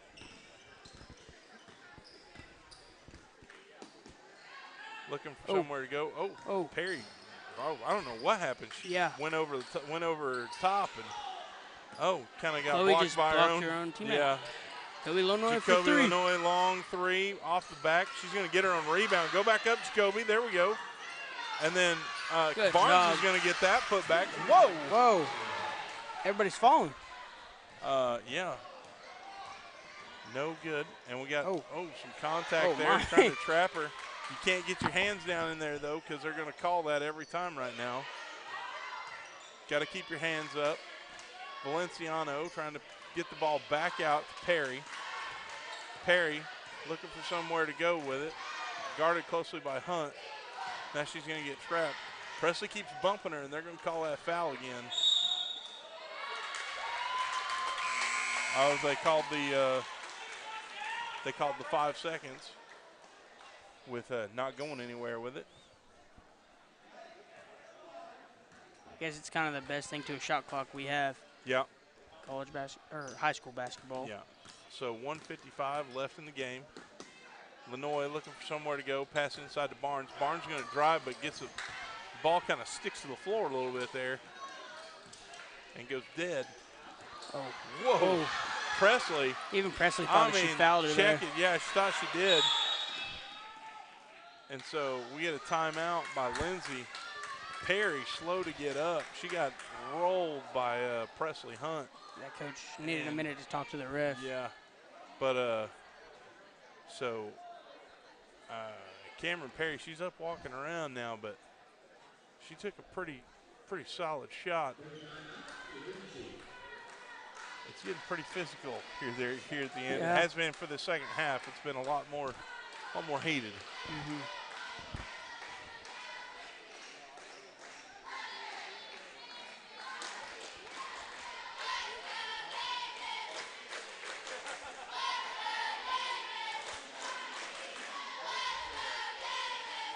So 21-31, the Lady Wolves trail the Lindsay Leopardettes.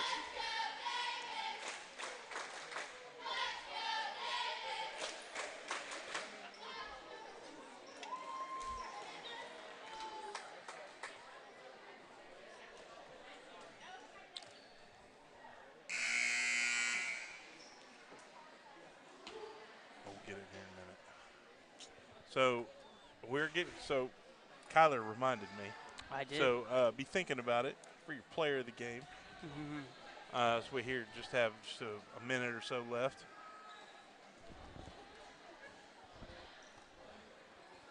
So out on the court now we have Jacoby Lenoy, Kinsley Barnes, Chloe Summers, Presley Hunt, and Madison Adams.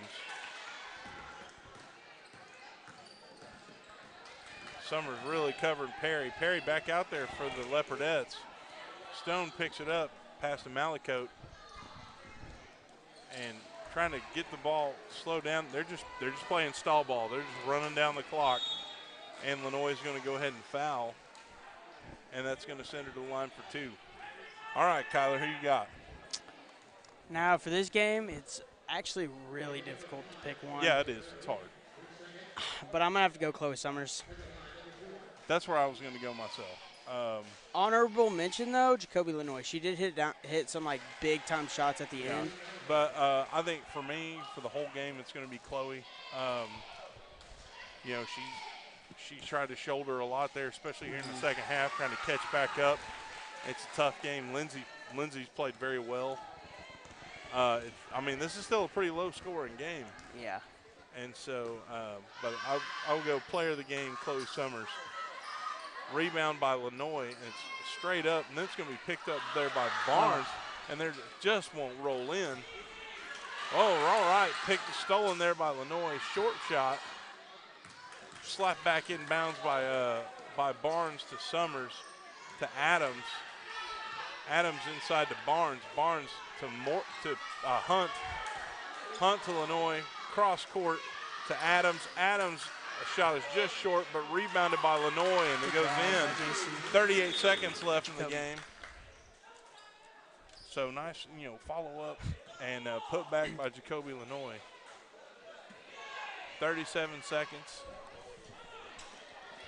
Pass inside. They're trying to foul a little bit. Stone and Presley Hunt's going to get that foul. And, well, that was ridiculous. Lindsay coach pretty fired up.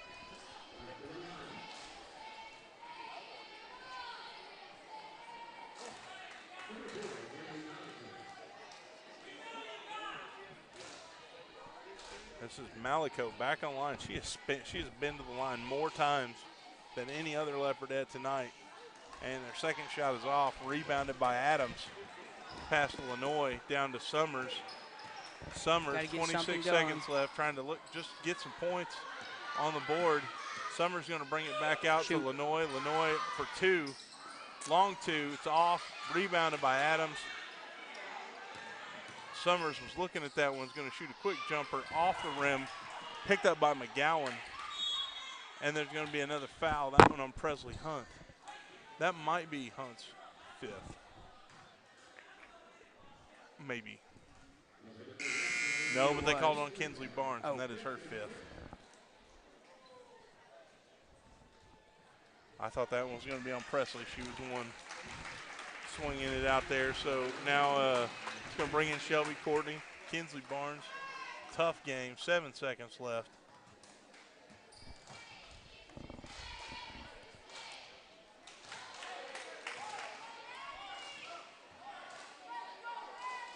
And this is McGowan. Her second shot is in. 34-23.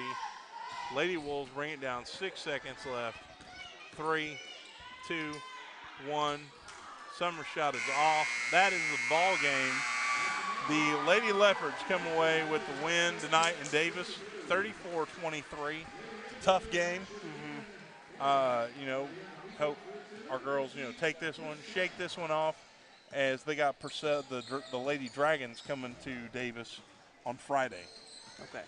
So what we're going to do is we're going to take a little break as the Davis Wolves come out. They're about to take the court and, shoot around pregame. And then Kyler's going to go do his thing. And myself and Bobby Alexander will be bringing you the Davis Wolves taking on the visiting Lindsay Leopards. We'll see you here in a little bit. Peace out.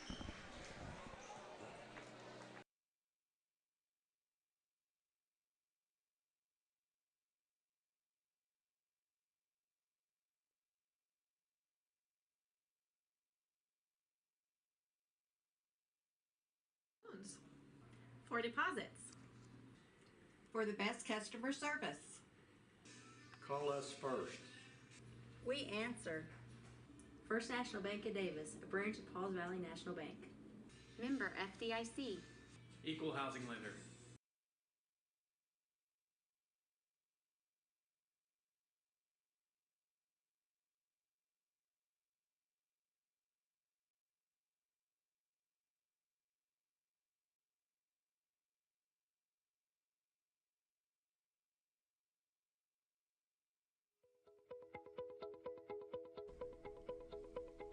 Sooners Pharmacy provides a variety of healthcare services, including e-prescriptions and other delivery services. Sooners Pharmacy is located on 705 East Main Street inside of Sooner Foods. It is also handicap accessible.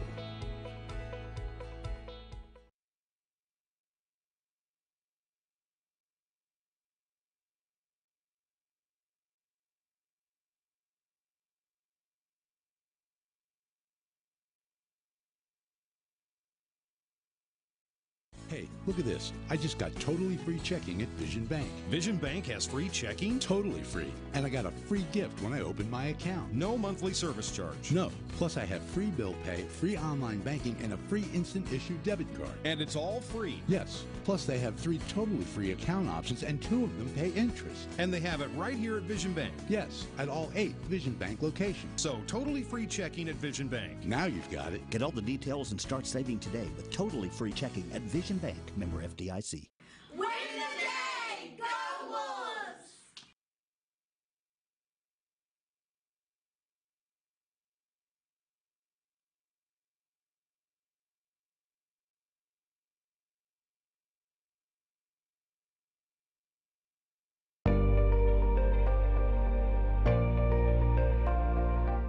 Here at Hilltop Animal Health Center, our doors are always open for your animals. From your friendly pets to your large livestock, we are always happy to help. For more information, give us a call at 580-622-4088 or stop by and visit us at 5115 State Highway 7 in between Davis and Sulphur.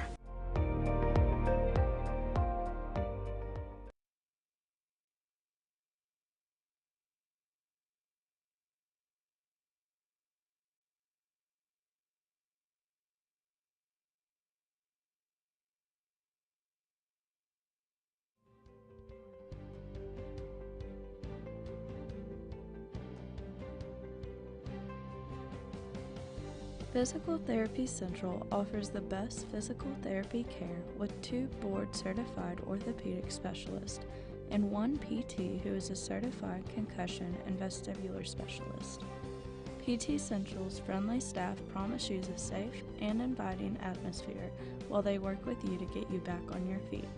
Regardless of the injury, PT Central will have you moving and feeling better than ever.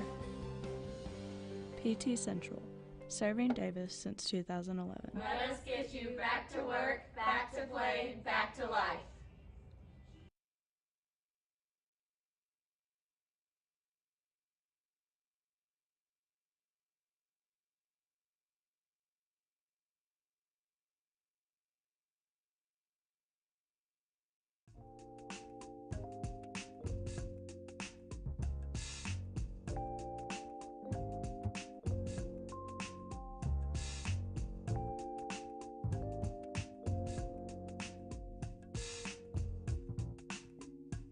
Jones Jewelry and Boutique, a family-owned store that was established in 1980.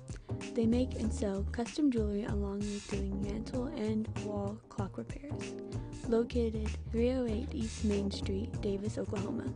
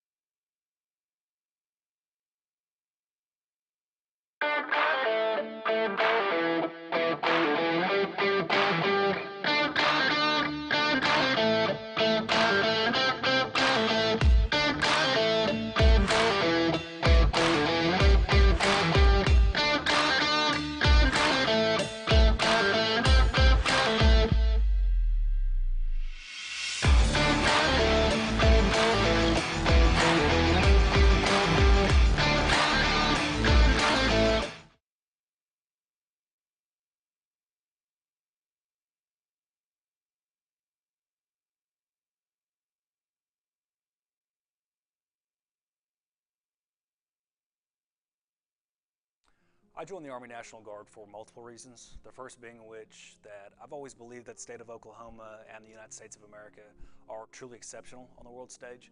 So I wanted to do something to give back to the country and the state that's been so good to me. So one day I asked myself, if not me, who? And if not now, when? So it was at that point I decided to enlist. And the second reason being, getting my education has always been very important to me. So after doing some studying, I found the Army National Guard's college benefits were far more competitive than anything else out there. So after graduating from the University of Oklahoma, I was able to leave my college career basically debt-free. Now that I work in recruiting, I get to see people's lives change for the better by the Army National Guard on a daily basis. And people enlist for different reasons. It could be the competitive college benefits we offer, it could be a part-time paycheck, the job training we offer, or even healthcare. But regardless of why someone enlists, the fact still remains that their part-time military service has served as a stepping stone to propel their future.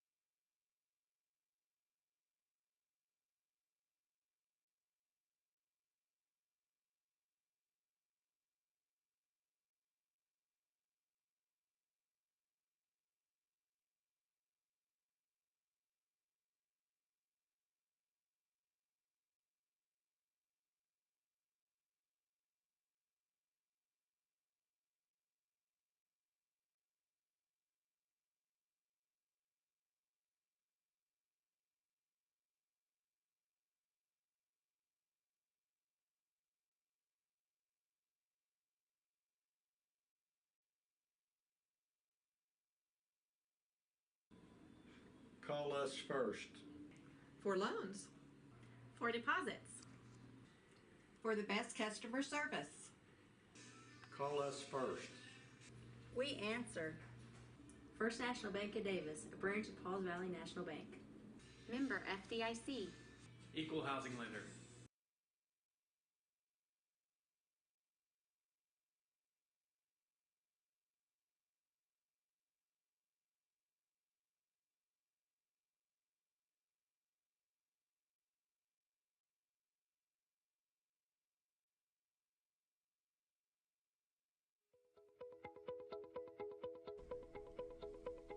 Sooners Pharmacy provides a variety of healthcare services, including e-prescriptions and other delivery services.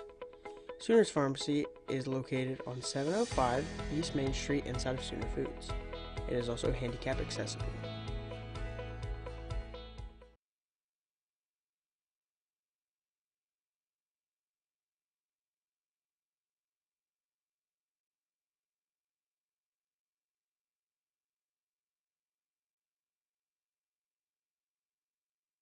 Hey, look at this. I just got totally free checking at Vision Bank. Vision Bank has free checking? Totally free. And I got a free gift when I opened my account. No monthly service charge. No. Plus I have free bill pay, free online banking, and a free instant issue debit card. And it's all free? Yes. Plus they have 3 totally free account options and 2 of them pay interest. And they have it right here at Vision Bank? Yes, at all 8 Vision Bank locations. So totally free checking at Vision.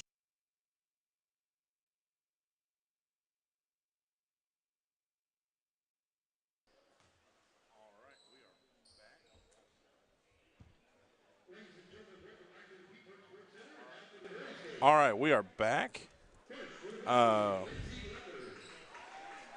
Here from the Pete Bird Sports Arena in Davis, bringing to you the Davis Wolves taking on the visiting Lindsay Leopards. Bobby Alexander will be joining me here in just a second. Getting the Leopard starting lineup here, which I don't have a roster, so. We didn't get a roster for this one. We didn't? I didn't get a boys one. No, I didn't get one either, so we're going to I'll make up names or I'll just do numbers. Although they wear the orange outline black numbers on a black jersey, which makes it hard to see. I'm going to call that dumb.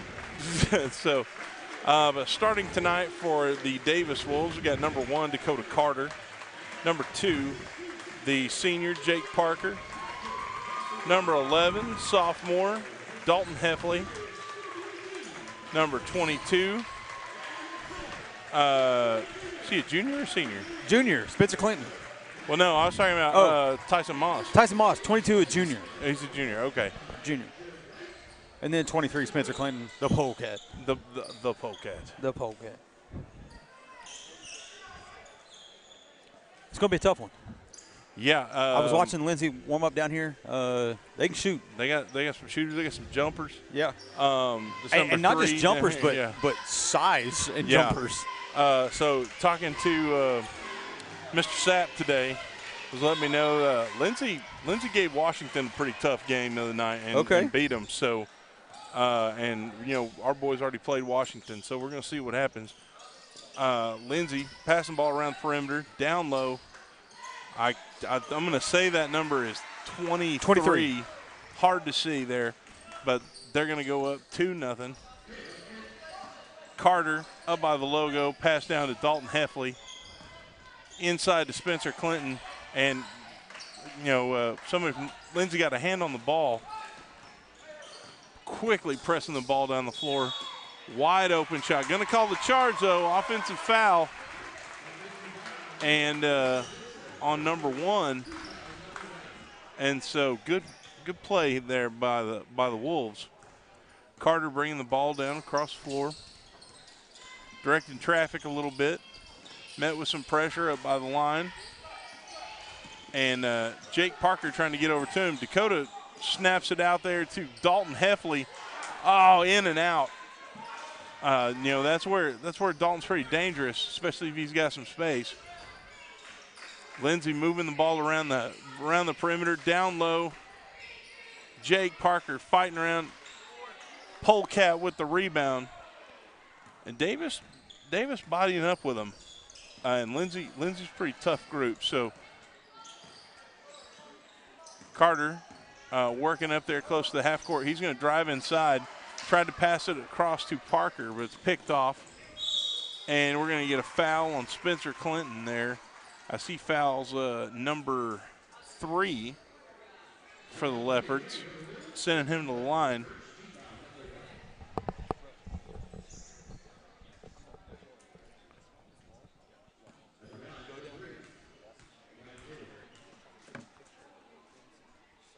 Three's first shot is good.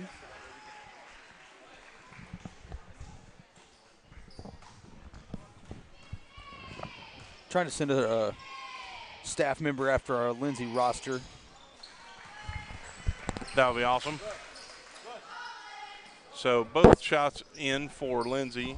Carter down to Clinton. Clinton looking for a place to go with the ball. Is going to drive the baseline. Get a little move. He's going to get blocked by number 3, though. Quick pass by number 1. This man's going to drill back out to number 3. He's going to do a couple moves, get his own rebound, go back up. Spencer Clinton swinging away, though, and managed to get a hand on the ball and get the rebound. Dakota Carter working on bringing the ball across the court. Met quickly by number 1.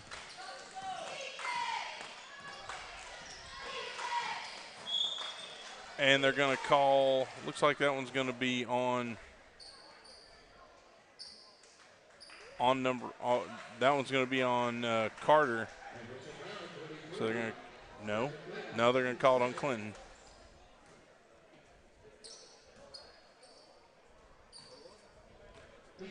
They're called a push on Spencer. So Lindsay with the ball again. Davis all over him, though, trying to get good pressure. Ball up, rebound by Dakota Carter. I'm really kind of shocked that they're listing. Okay, they did just change it to a second foul. Yeah. I was like that. Pass out to Parker.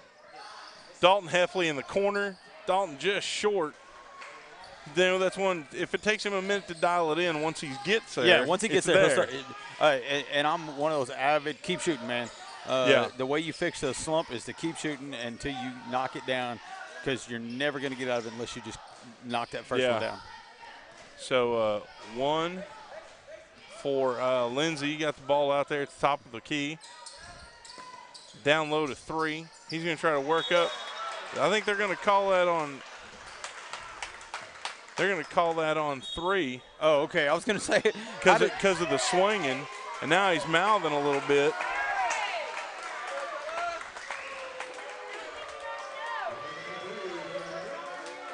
And drawing some cheers from the Wolf faithful there. Yeah, and some not so cheers from the opposing side over there. Oh no, they're not too happy about it. Hey, I've got some names. Sweet. I tried to get them for you. You the man, Bobby. Dakota Carter. That's a little deep to be shooting at, but that's all right. We get, it's the only way they're going to go in is you put them up. So this is going to be number 1. Mitchell Henson. Mitchell Henson. Some of these kids, I know their older siblings because I haven't taught over there, but I don't know all of them. It's going to be a good rebound by Dalton Heffley there. Dalton thought about it. Yeah. So now Tyson inside. Moss driving in. Nice little up and under. Man. Oh, just can't get a good roll there. Good move by Tyson. I like it. Henson bringing the ball down. Now it's still trying to figure out these numbers. That's 21. Bryson Watts. Shot by number 3 is up and in. That's going to be, his name's Ryan Kennedy. So Kennedy with the shot there. Leopards go up 6-0. Leopards with some pretty strong defense. Wolves trying to pass around. Boy, he was looking at it again. And I like the little pump fake move. I do like that. That one, you get yourself some open space. That shot was a little flatter than most of them that Dalton shoots. Nice look inside, but Dalton's going to get the foul on that one. And that shot by, looks like number 33, and that's going to be 33, Jaden Watts. And so Lindsay out to an 8-0 start, starting fast. Yeah. Davis not playing bad on the defensive side. Lindsay's got speed. Lindsay's got some speed. Offensive side, just really haven't got a lot of good looks yet. Right. Lindsay, I think the biggest part of their game thus far that I've been most impressed with is their defense, because they're just not giving our guys any good looks. Saw a couple moves to get open space. Dalton there with one just a second ago. Tyson Moss with a good move underneath, just unfortunately not getting those buckets to fall.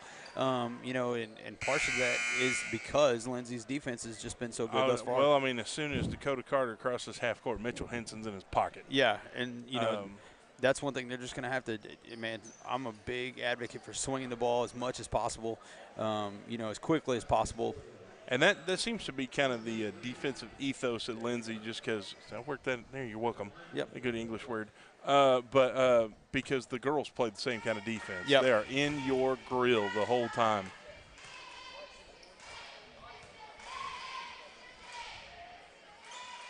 So that shot by Watts is good. 9-0. Heffley looking for some help. Braxton Griffin now in for the Wolves. Passes to Carter, but get low and kind of out of Dakota's reach there. And that's going to go back to the Leopards. I think Braxton trying to kind of force one there. Yeah. Maybe needed to keep the dribble a little bit, try to get a little further down the court. Trying to, as fast as Lindsay's moving, Coach Blackwell getting a fresh group of Wolves out there on the field, court, same thing. Henson with the finger roll. No good, though, but we're going to get a foul there. But the Wolves on the court, we have 1 Carter, 22 Moss, 11 Heffley, and then 10 Wyatt Fielding. And 15 Braxton Griffin. Shot by Kennedy. Kennedy is good. He's just a big guy. Those numbers are terrible. I'm going to complain about them all game, so get used to it. Henson all over Carter, but Wyatt with a good screen there. And you saw that pass. You talked about it being in the hip pocket. As soon as Wyatt caught that ball, he turned and Kennedy right there in his face. And Carter with some good moves. Nice little roll. Man, there's a lid on the rim right now for the Wolves. Just can't get anything to fall. Thought Heffley was going to take charge there. Kennedy with the pass and a 3 off. And you look at, you got everybody from Lindsay is moving around. Henson kind of facilitating everything. Kennedy is where they're trying to go. Yeah. They want the ball to go to him. And so, and the Wolves know that. Coach Blackwell knows that, and they're kind of focusing on him. But everybody around him is so stinking fast that it's hard to keep up. A little bit of a shift out there for the Wolves. Bring in number 3, Tyson Barnett. And nice up by Ty Barnett. Not too Tyson. Too many Ties and Tysons and whatever. Dang it, Davis. Quick bucket by the Leopards there. 13-0 Lindsay. So that's Tyson Moss. And Ty Barnett. Yep. Wyatt's going to get the ball again, looking for somewhere to go. Nice look by fielding down low to Tyson Moss. And the shot just won't go in. They kissed it off the glass and it wouldn't go. So Lindsay kind of slowing things down here, running their offense. Henson out on the far right there. That's going to be, we'll pass inside to Kennedy. I can't see everybody's name, so it's just hard to. That's 22. That's going to be 22. Bryce Cater, it looks like. So Heffley's going to bring the ball across, met by Cater. Or no, that's Caleb Ince. So there we go. There's that finger roll. Tyson Moss finally got that to go in. 3 times he's kind of made that look and that move to get to the opposite side of the basket and finally gets that one to fall. So Davis playing it's kind of a zone man. It's a looser man.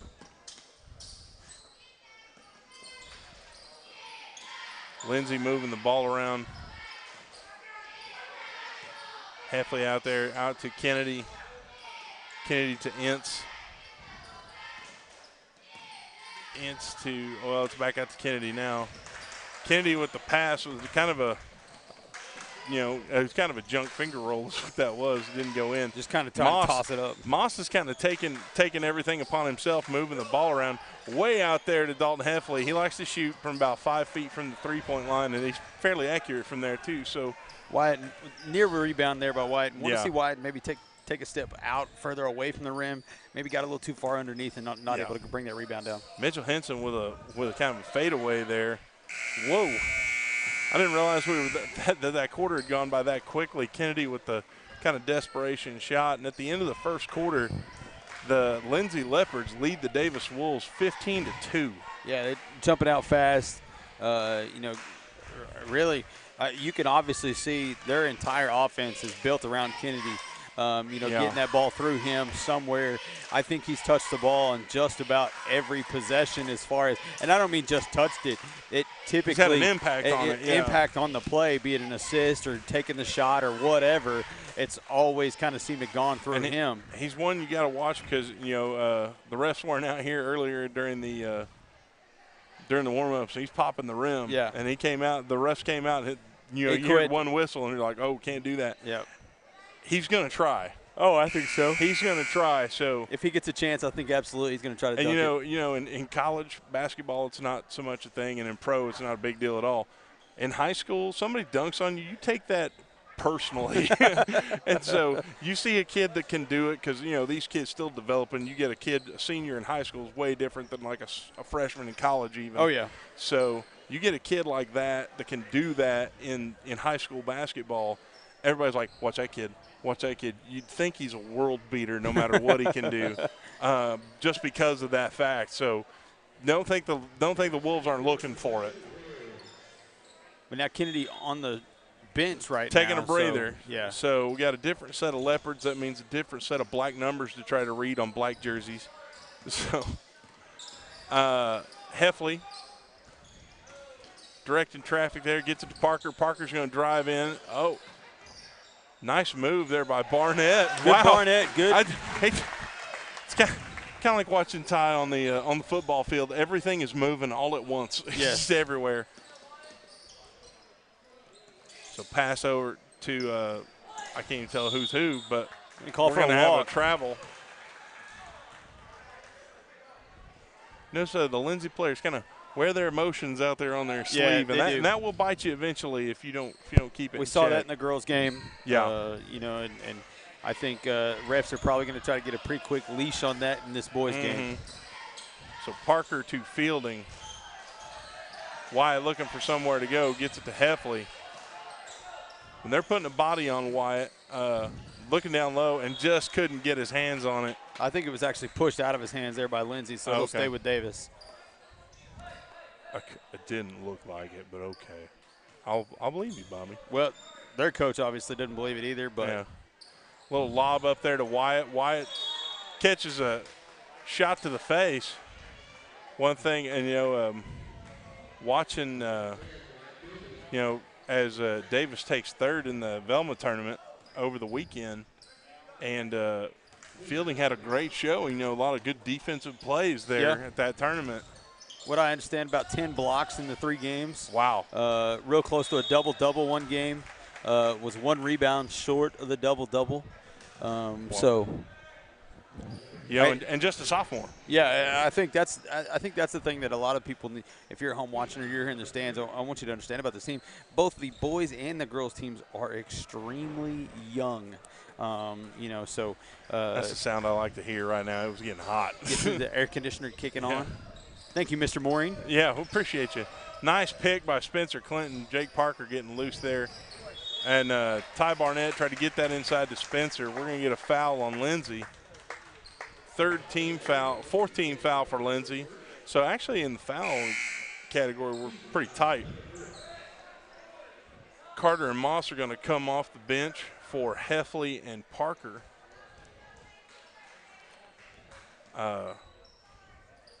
Watched Ty get several minutes in the JV game, and now out here, making a hand on the him and Tyson right now are kind of putting the team on the back. So, both very athletic guys. Ty thought about it. Tyson, excuse me. Yeah, he did, and looking around, Tyson dribbles over. Oh, got hit. Somebody. Who is that? Can't read the number. So this is number 31. That is. I think it's 21. 21. Well, that's 21. That's Watts. Shot there, falls in. Actually, that's 33. 33, excuse 33. Me. Man, those are really hard to see. That's going to be Jaden Watts. That's a different Watts. Okay, we're good. Nah, thank you, Mr. Mooring. It's a little stay cool. Nice to know somebody's listening to us. Appreciate that. Dakota Carter out to Ty Barnett. Barnett looking inside. That kid moves 9,000 minutes, draws feet the a foul. second. Nice foul. What you called him Hypezilla on football. I did. The kid's a pinball on the basketball court. He's just bouncing off of everybody. He did that in the football field. I just dubbed him Hypezilla just because of, every time you saw somebody hanging their head or, a big play or anything like that, who was the person there to pick that person up or to just say, hey, awesome job and coming out, with all the energy. It was always that guy right there. So Ty's second shot is off, and then it's going to go off of Davis, so Lindsay's going to get that. Now, Kennedy back on the floor now for Lindsay. Number 30, Creed Taylor, bringing the ball up for Lindsay. And now Kennedy got the ball again, driving around. Dalton Heffley gets in the jumper. Gets big. Yeah, he He's just kind of has his way. And he moves with the ball well. No, he does. Usually you got a lot of those lanky kids that are uncoordinated. No, he's got it. Carter driving in. Like to see that. Like to see Dakota go up and draw that foul. Get your body in there. So we're 5 minutes left in the first half. 20-4, the Leopards lead.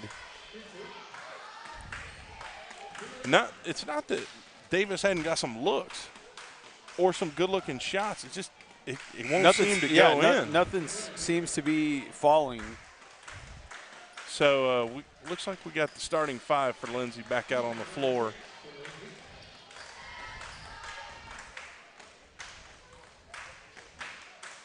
So Carter's second shot is off the rim, going to be rebounded by Kennedy. Out to Henson. Mitchell Henson met by Dakota Carter. Henson to 30, to 23, down low to Kennedy. I mean, There's not too many kids that Dalton Heffley only comes up to their shoulder. Yeah, that's just one of those unteachable characteristics that just kind of a big cast thing. I promise you, nice if that shot. was a teachable thing, I would have been in those books a long time ago. And you can't teach that. Nobody else gets that except you. Yep. So Henson to 30. Long pass over the top to Kennedy. And that's not anything the boys are doing wrong. No, I mean, he just gets behind him, and they just lob the ball up, and he goes and gets it. So Carter trying to work the ball around the perimeter. Spencer Clinton, good screen. Whoa. Swatted away by Kennedy.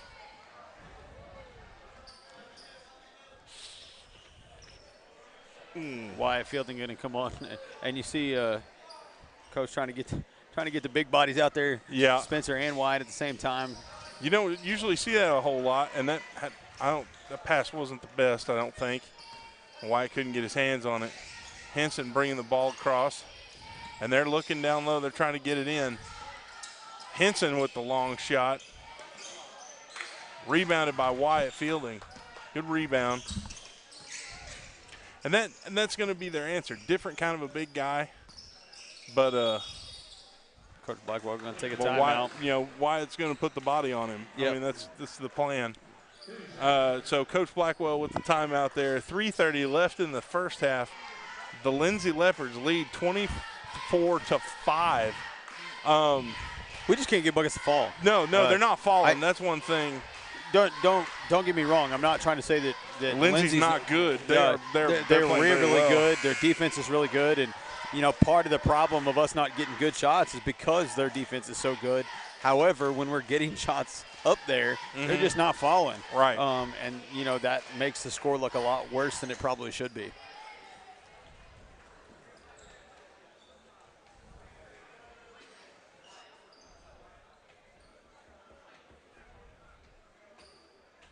Let's see. It looks like a Davis ball out. Oh, yeah. We took the timeout, right? Yeah. Yep. I lost my train of thought. That's how it works, Bobby. Yep. So Heffley to Carter. Carter bringing the ball across the ears of the logo there. Mitchell Henson all over Dakota Carter. Nice little move. They're going to call 5 seconds. That one's ridiculous. That's one of those weird rules I've never really. Because, there's no shot clock in high school basketball. And so we've got the 5 seconds. But if the ball is moving, it shouldn't really matter. So, I have heard that they are voting, or they did vote. I'm not sure. There you go, Wyatt. On shot clocks for high school in Oklahoma. Right on. Now, while Lindsay does get some points there, Kennedy turned around and he had a face full of Wyatt Fielding, and it didn't work out the way that it usually has been. So I think that's a matchup I want to see some more of. Yeah, absolutely. Jake Parker out there to Braxton Griffin. That's what. That's Dalton Heffley. Heffley both and one. one. And the one. Yeah, we'll take that. So bring it inside. That's one of those things. Again, Dalton Heffley and my son, they've known each other for a very long time, so they like to razz each other, as most guys do. Right, oh yeah. And we like, myself included, we like to razz Dalton about, his love for that corner over there. Yeah, that is his corner. And he does it so well, but he has so much more talent, and he shows it right there by being able to shake his defender, drive to the hoop, and get an and one. So, man, Dalton, I'd love to see it, man. So that time he got the push on Wyatt, and so kind of got the distance from him. I do have to give Dalton a shout out because last year, Dalton's a sophomore, part of that group, with Mav and Braxton and all them. But Dalton not the most outspoken. No, pretty soft-spoken, pretty guy. Quiet. Yeah. In the last week, of course, it's a weird week at school with semester tests. That kid has initiated at least 4 lengthy conversations with me. I was like, who is this person? Yeah. But no, glad to talk to you. It's only taken him a year and a half to make that happen. So I think you should feel special for that. I do. Yeah. Now I just got to get little sister to talk. Yeah. So Lindsay with the ball. And Kennedy's just going to say, well, I'm just going to throw it over the top of everybody. Yeah, so showing that he doesn't have to play inside either. How irritatingly effortless that looked really bothers me. So 3 for Kennedy and Lindsay there. Moss, that was a good recovery by him because I thought he was going to take the step. Yeah, it looked like he was going to lose the ball. Moss is going to drive the baseline, and that's a hard tightrope to walk, especially when you're getting shoved on. But right now, so they're going to get the foul into 1-1.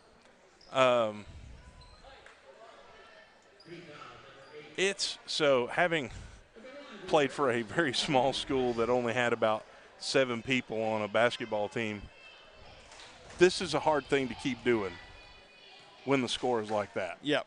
It's tough. But kudos to Davis. You know, they're still getting out there. They're getting in the way. Man, I hate the Euro step. Oh, I'm with you. No, it's a walk. It's a travel all day.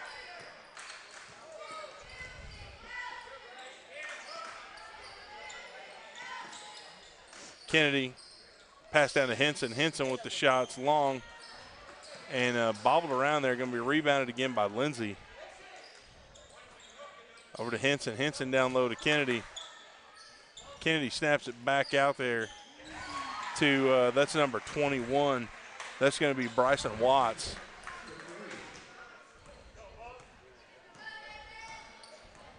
In the past, there used to be some kids at Lindsay whose last name was Lindsay, and that was more confusing. We got a Lindsay player down. He is flat. Did not look like it tickled because his face tagged the floor. That's number 21, Watts. I did see the referee kind of, I'm not sure who in our student section apparently made a comment as the whistle blew, and ref politely turned around and said, no. I got an idea. Yeah. Looking at the front row, I've got a pretty good chance. Yeah. There's 2 down there that I would pick in a heartbeat. Oh, yeah. I'm pretty sure it was one of the 2. So. Yeah. And I'm sure it was hilarious. It's not cool. Yeah. Sometimes you keep your comment to yourself. Read the room, bro. Yeah. Back out here to Kennedy. Now this irritates me more because he's just hanging out with the ball. Yeah. Mitchell Henson going to come up and get it from him. 10 seconds left. Lindsay looking for the shot here. 5. Henson with the shot. Nice jumper just from the free throw lines in. Your halftime score is 36-8. The Leopards are leading the Wolves. Not a lot to say, Bobby. It's this is tough. It's hard. That's not, Coach Blackwell's going to go in there and, he's going in there, just for me, I'm putting words in his mouth. I don't know what he's saying, but going in there to, keep their spirits up, be like, hey, you got to keep playing. These guys are good. Yeah. And you got to keep going. I think that's what they really need to understand is, like, this is not about how bad you guys are.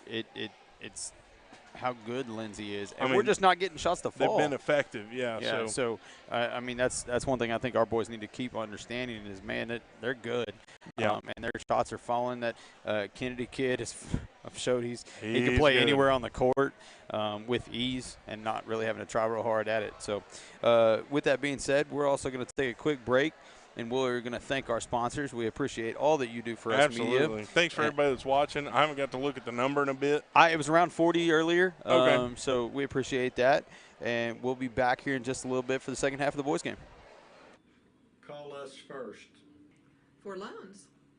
For deposits. For the best customer service. Call us first. We answer. First National Bank of Davis, a branch of Pauls Valley National Bank. Member FDIC. Equal housing lender.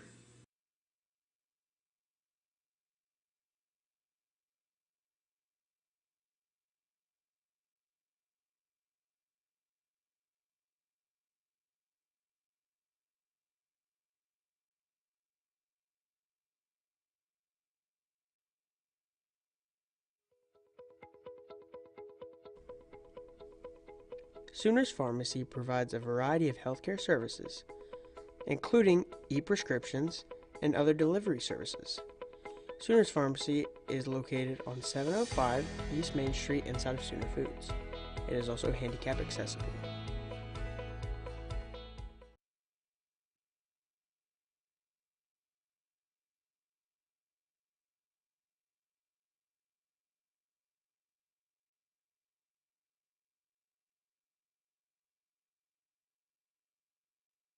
Hey, look at this. I just got totally free checking at Vision Bank. Vision Bank has free checking? Totally free. And I got a free gift when I opened my account. No monthly service charge. No. Plus I have free bill pay, free online banking, and a free instant issue debit card. And it's all free? Yes. Plus they have 3 totally free account options and 2 of them pay interest. And they have it right here at Vision Bank? Yes, at all 8 Vision Bank locations. So totally free checking at Vision Bank. Now you've got it. Get all the details and start saving today with totally free checking at Vision Bank, member FDIC. Win the day! Go Wolves!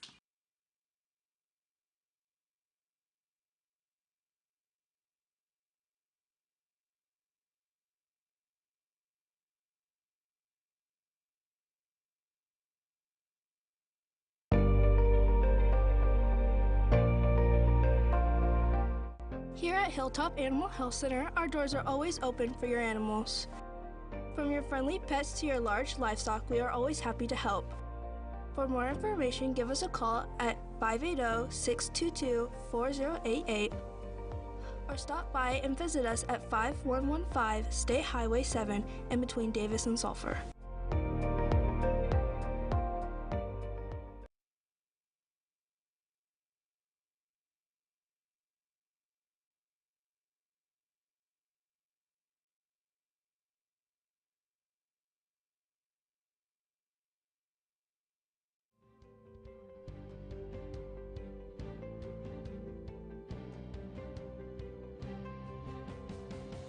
Physical Therapy Central offers the best physical therapy care with 2 board-certified orthopedic specialists and 1 PT who is a certified concussion and vestibular specialist.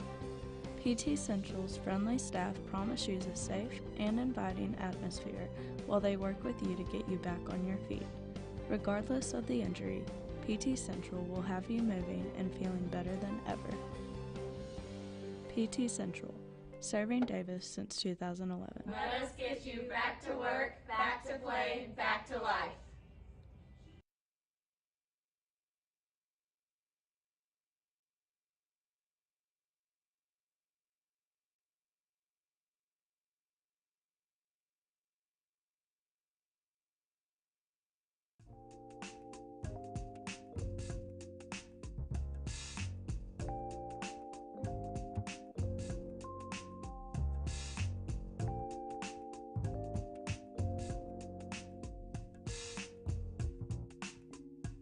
Jones Jewelry and Boutique, a family-owned store that was established in 1980. They make and sell custom jewelry along with doing mantle and wall clock repairs. Located 308 East Main Street, Davis, Oklahoma.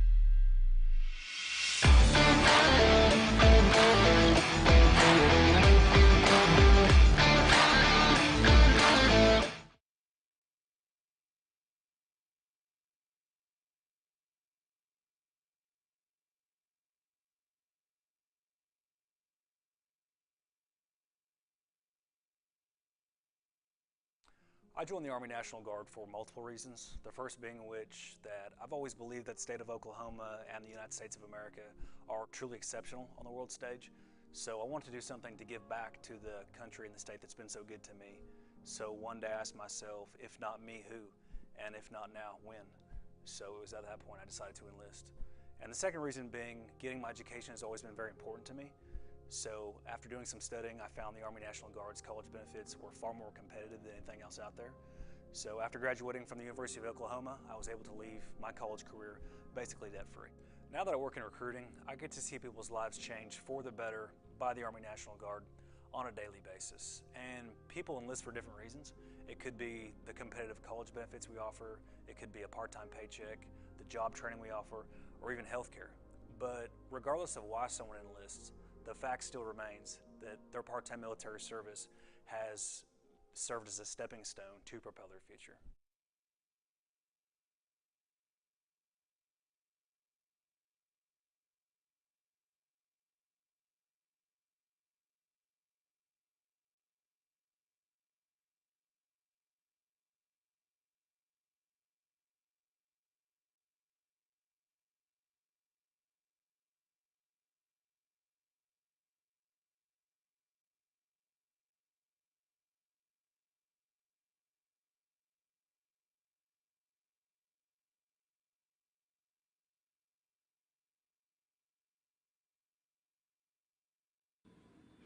Call us first. For loans. For deposits. For the best customer service. Call us first. We answer. First National Bank of Davis, a branch of Pauls Valley National Bank. Member FDIC. Equal housing lender.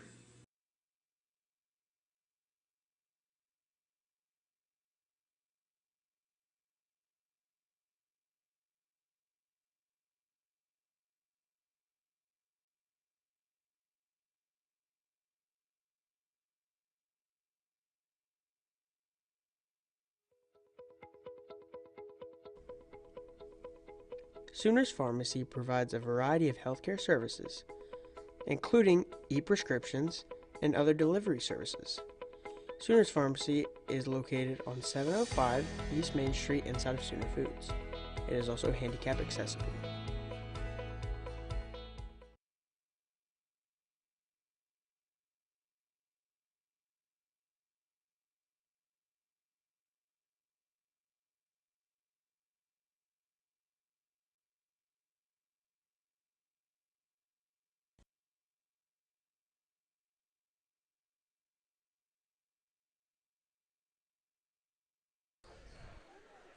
All right, and we're back for the second half of the Wolves basketball game. All right, so the Davis Wolves are hosting the Lindsay Leopards. Beginning of the second half, the Leopards lead 36-8. Henson pass around, comes back over to Henson at the left-hand side. Kennedy out to, I believe that might be Ince. I could be wrong. Hard to read those numbers. Dakota Carter regains possession for the Wolves, looking for somewhere to go. Pass to Spencer Clinton. Tyson Moss. Moss looking for an opening. Going to drive the baseline up. And going to get swatted there. The ball goes to Carter, back to Moss. Moss tries to roll it back off the glass again. That foul's going to be on Spencer Clinton.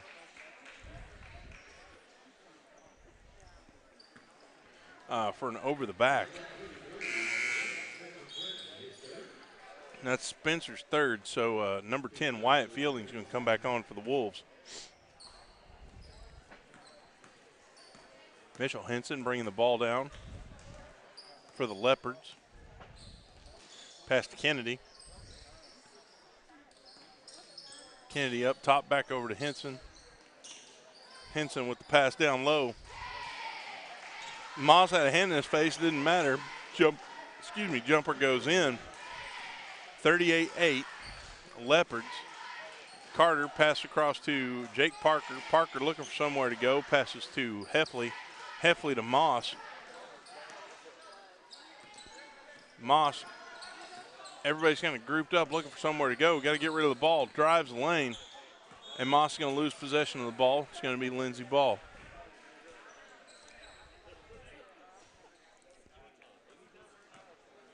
Henson brings the ball across for the Leopards. Top of the key, over and then to the left to Kennedy. Kennedy back up top to 21. Back over to Henson on the right.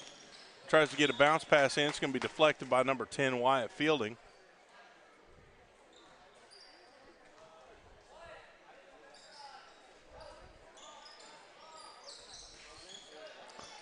And the Wolves do a good job at kind of covering up Kennedy, keeping him from getting the ball. Carter inside. Carter pass out to, Carter pass out to Parker. Parker passes back down, and then Carter's shot just rolls on out. Davis still not able to find the bucket. Dakota Carter bringing the ball down. It's 40-8, Lindsay. Carter tries to drive around Henson. Henson not giving an inch. Carter's shot goes up. He back gets his own rebound. Lindsay bringing the ball across court. They're looking down low for Kennedy. So much focus placed on him. Hard to find somebody else. So Caleb Ince is going to get the three there. 43-8. 5 minutes left. 5:15 left in the third quarter. Dakota Carter just trying to get around. They're going to call the 5 on him. And, you know, he's moving around trying to get somewhere, and there's just nowhere to go with the ball without turning it over. You know, and it's frustrating.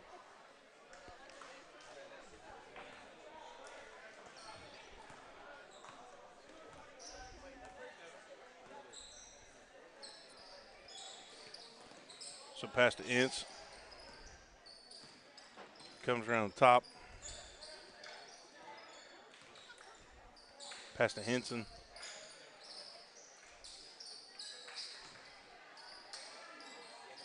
And just everything's falling in for Lindsay right now. So that was Caleb Ince for the points for Lindsay. Carter bringing the ball across half court. Got real close to going backcourt there. Pass to Fielding. Fielding's pass drills Dalton Heffley in the chest. Passed it back out to Parker. Heffley's going to throw one up. Drains it. 3 points. Breaks the double digits for the Wolves. Pass out to Henson. Henson's now, he's going to go for three. It's off the back of the rim and a rebound by 25. Lindsay just all over the place there, and that's going to be Ince for the two. 47-11. Carter brings the ball across. Pick set by Parker. Frees up Carter a little bit and give it to Wyatt Fielding. Wyatt flashed to the basket.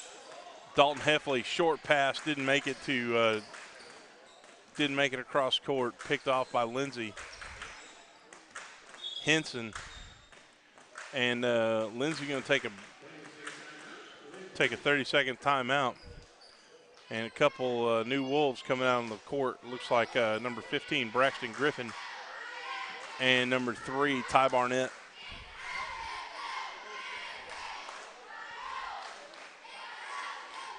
Shout out to Cody Combs. Cody Combs showing up. Cody Combs showing up. I apologize for being gone for so long. That's okay, Bobby. I didn't miss you. Nothing new happened. Well, you know, hey.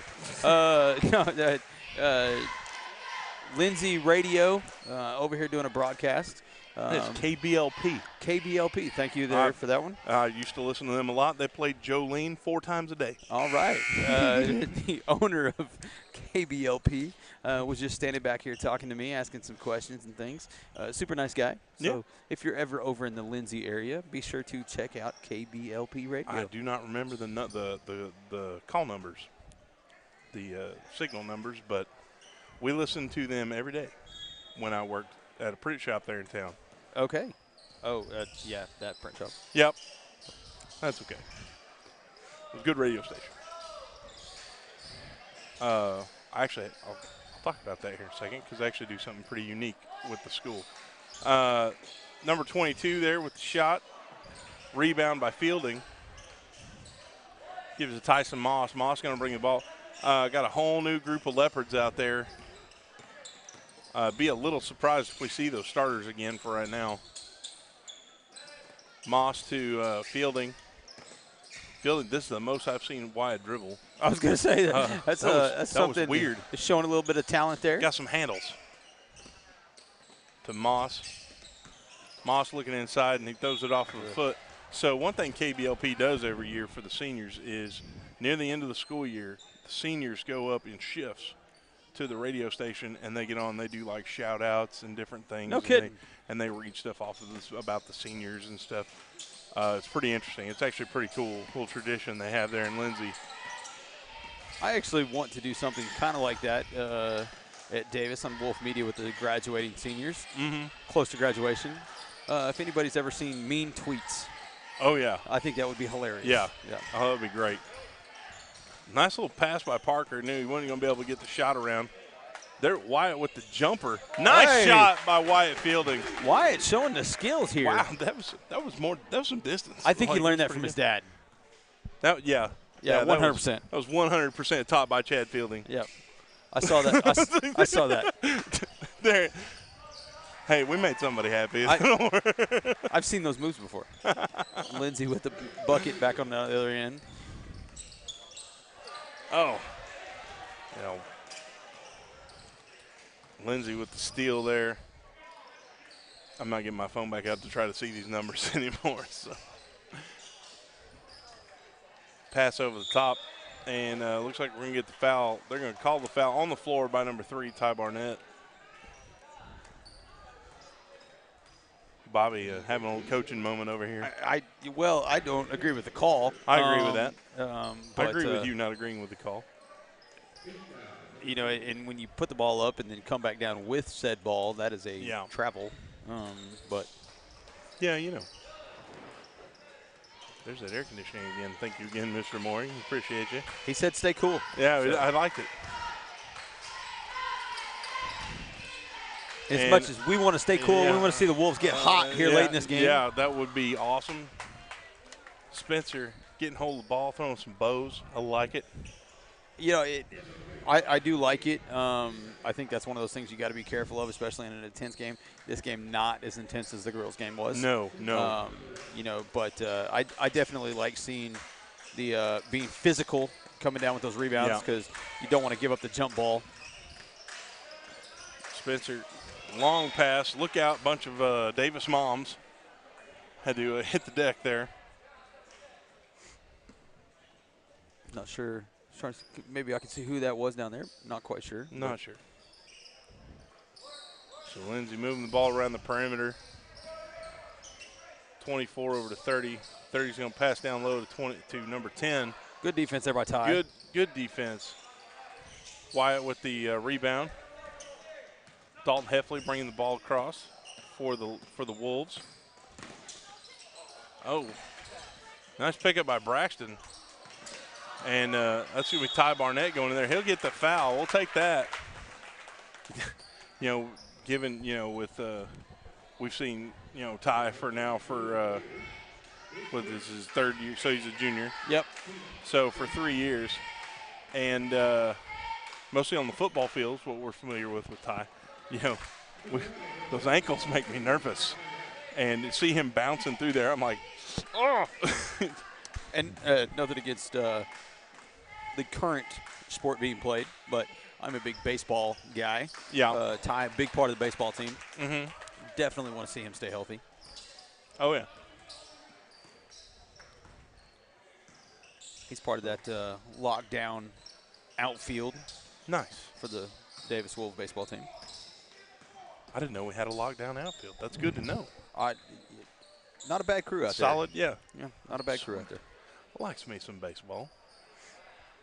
But I'm a Reds fan, so you're just kind of Ty all over the court right now, though. Good defense. Lindsay's going to get the ball back out there near the half court. Ty playing he's playing some tight defense there. He's going to actually draw a foul, so he's going to get the foul there. That's going to be his first.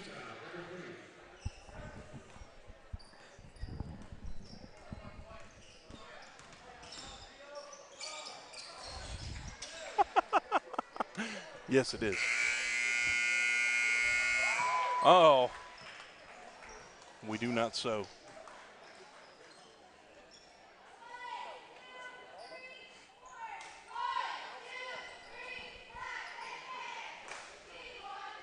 totally out of context, that makes no sense whatsoever. Yeah, it does. But it is funny.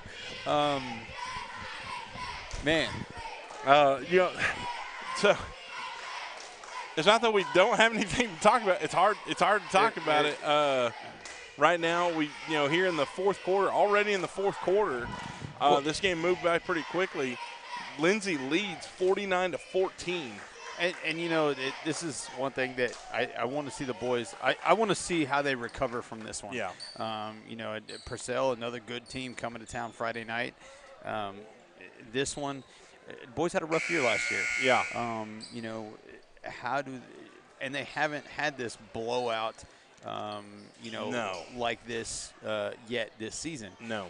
Had a tough game against Washington for sure, but not like this. And so now you start thinking, okay, this game obviously looks like it's pretty well out of reach for the Wolves, but how do you recover from that? How do you play the next game? How do you carry yourself to the next game? That's going to be where we were going to see how to look forward at this season, is how they recover from that. Right. Whoa. So the Wolves inbounds get stolen, and quick score by the Leopards. So Carter back in now for the Wolves. Spencer with a nice pick. And Dakota's going to draw that foul.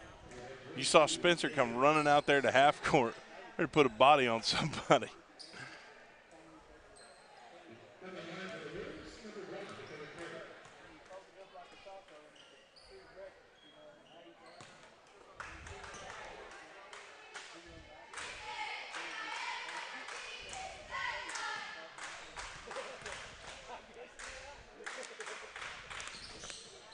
Nice shot by Carter.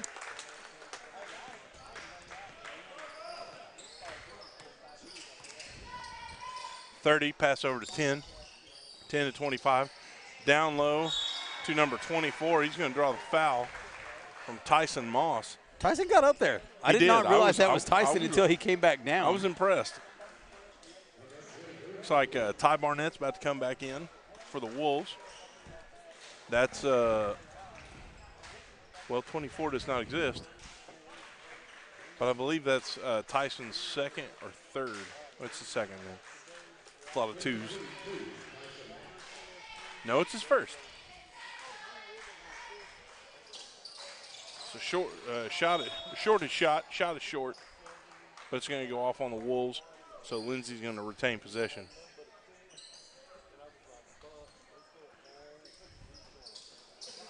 Quick pass inside.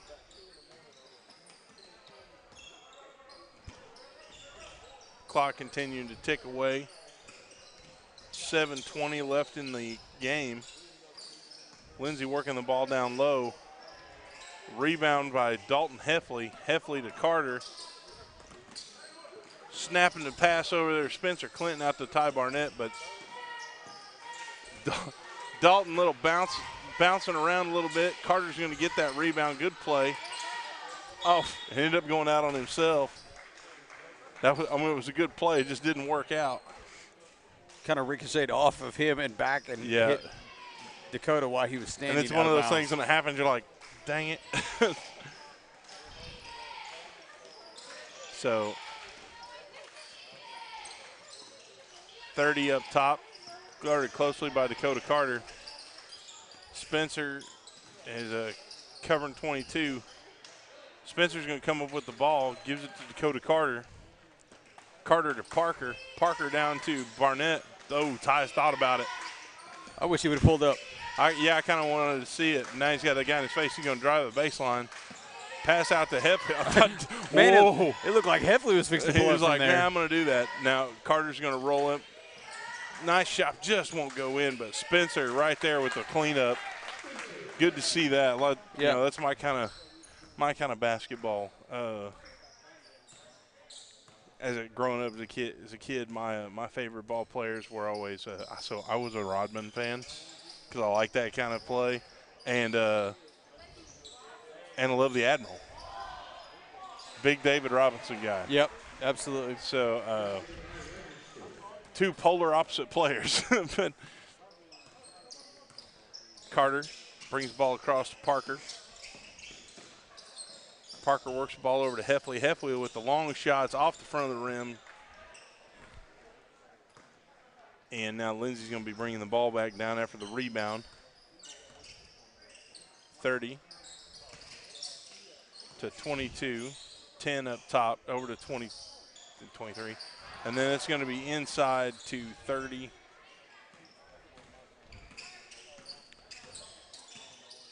I kind of like that. Carter bringing the ball and Heffley kind of getting in his defender's face there. Nice move by Dakota Carter. You know, he attacking the rim. Yeah, he's going to attack that rim. If he, you know, he's kind of put it on his shoulders these last few possessions. You know, kind of taking that Cody Caraway-esque type player. I was like, okay, if nothing's going to fall, I'm at least going to go in there and get some fouls. So.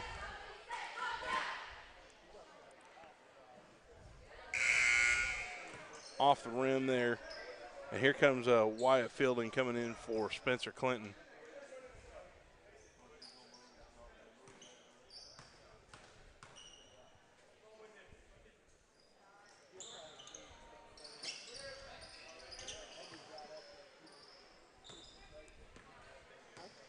Here comes Lindsay back down the court. Over to 22. 22 to 10. Back up top 22, 25. 10, 25, lobs it in. He can't hook him like that. And so we got a little contact, surprisingly no call. Yeah, I don't know. I'm really not shocked that, you know, it wasn't called one way or the other, just the fact there was zero call there. Yeah. I don't think I'd have been upset if there had at least been a call somewhere, but there was not. And them two guys on the floor doesn't make a lot of sense. Parker with the defense. Oh, he thought about it. 22 was wide open. He thought about taking that shot. They're gonna not sure. Gonna call that against. They're gonna call that about against Wyatt. Or they hooked up in there, fighting around.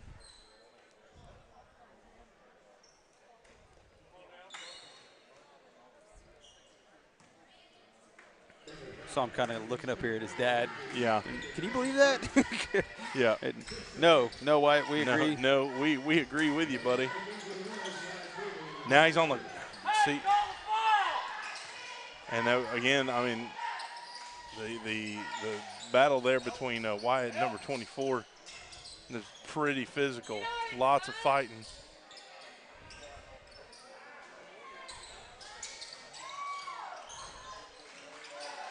Just get your hands up. So Wyatt's going to get that foul, but he put that ball back in his face at the same time. Well, you know, I mean, did Wyatt foul him going up? Yes. Yeah. I'm not going to argue that. However, we missed the 3 elbow checks to the chest before that guy went up. He went flipping towards the wall there and nothing.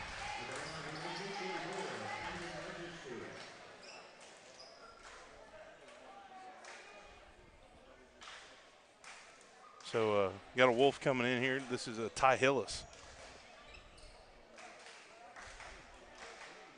So now a couple cornerstones of the Davis line are out here on the court.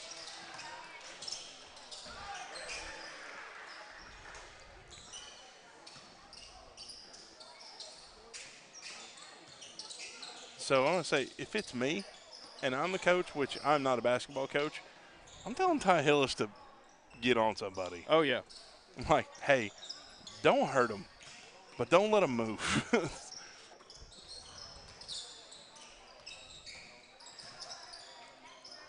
If they want to drive in, make them pay for it. There it goes. So 24 makes the shot and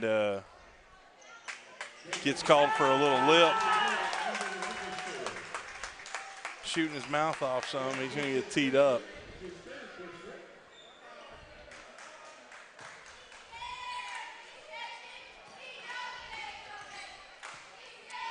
And so fielding shot, first shot is off.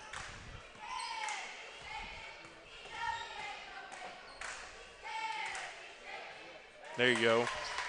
Wyatt's second shot is good. 24 for Lindsay, going to go have a seat. So Braxton Griffin taking the ball out for the Wolves.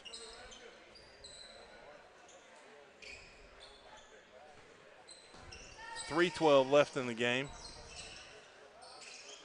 Braxton gives it into Ty.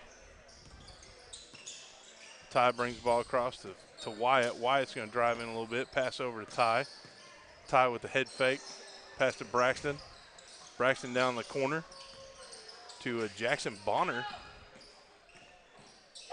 So Griffin. That's where you want to see again. Quality minutes from those bench guys. Oh, absolutely. And Wyatt going up a little long on the shot there, just trying to get something to go up. So the Wolves on the floor, Barnett, Griffin, Fielding, Bonner, and Hillis.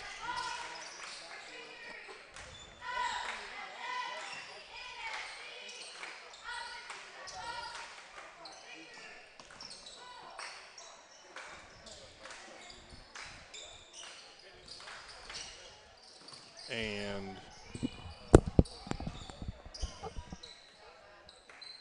Lindsay got the ball up top of the key. 2 minutes left. And they're just going to spread the ball around a little bit here.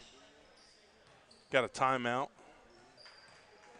by Davis. Going to bring in Gabe Gaddis and Denton Baumgartner. So Ty Barnett and Wyatt Fielding going to go to the bench. And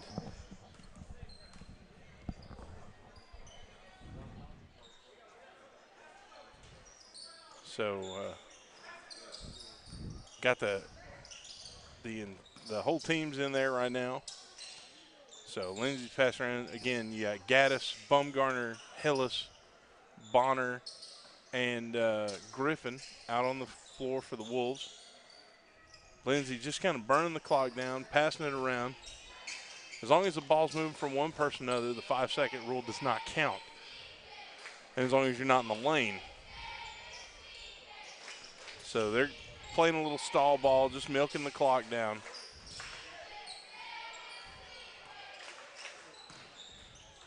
I feel like number 30 was intimidated by Gabe Gaddis' mullet.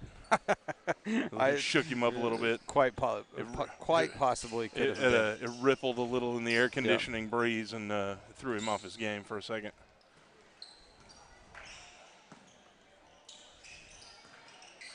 Denton putting some pressure out there. Lindsay still passing the ball around. 46 seconds left in the ball game.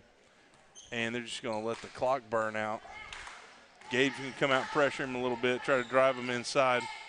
But Lindsay just kind of working the clock down. That's all they're trying to do. 58-18 right now. Lindsay lead. And they're just going to keep it going. No, this is the most exciting thing in the world, but it actually probably is the classiest thing they can do right now. You know, see, that was a pretty good move. I like that from 22. Yeah. He could have taken it all the way in, and they're not going to. Come back out and let the clock go ahead and run down to 0. 8 seconds, 5, and they're just going to dribble it out. And that's going to be the ball game, 58-18. Davis, that's a tough one. It's a tough loss, and that's to a good team, though. That is a very good team. Couldn't buy a bucket. But no, and that was tough. And so but I have a player of the game. Okay, let's see what you got. So for me, my player of the game is going to be number 1, Dakota Carter. Okay, I'll back you on that one. They're near the end, and all through the game, you have that point guard. Point guard is kind of that quarterback of the basketball team, and he's saying things aren't going down. I'm going to try to make something happen even if I can't get it in. Yep. So, and he did that quite a few times, took that on his shoulders to try to make something happen. Yeah, no, in a tough game against a very good team. So. Yeah, absolutely. And so now I want to see, how they bounce back from this one against Purcell on Friday night. We'll have a junior high game here on Thursday night. I believe it's the girls, but then a high school lady Wolves will play Purcell right here Friday night, 6:30, 8 o'clock. But shout out to our 2 esports kids who will be traveling that morning to Clinton to the Tornado Dome to play for state titles in esports. So Dalton Johnson and Peyton Westbury. So looking forward, we get to go to that. So we do. It's gonna be a nice long day. Long day, lot of driving. So, but shout out to those guys. Shout out to our sponsors. Thank you for letting us do this. We appreciate everything you do. Shout out to our Wolf Media students that were here tonight. Rush England. Back here kind of just being the runner for us, being on staff. Jordan Lynn running the laptop for us. He's ready for me to stop talking so that he can shut this down. And then Brody Rogers getting us up and running early for the JV games for you out there who wanted to watch the JV games, and then running the camera during the high school games for us. We appreciate all those kids and all the hard work that they do. Absolutely. So we'll see you guys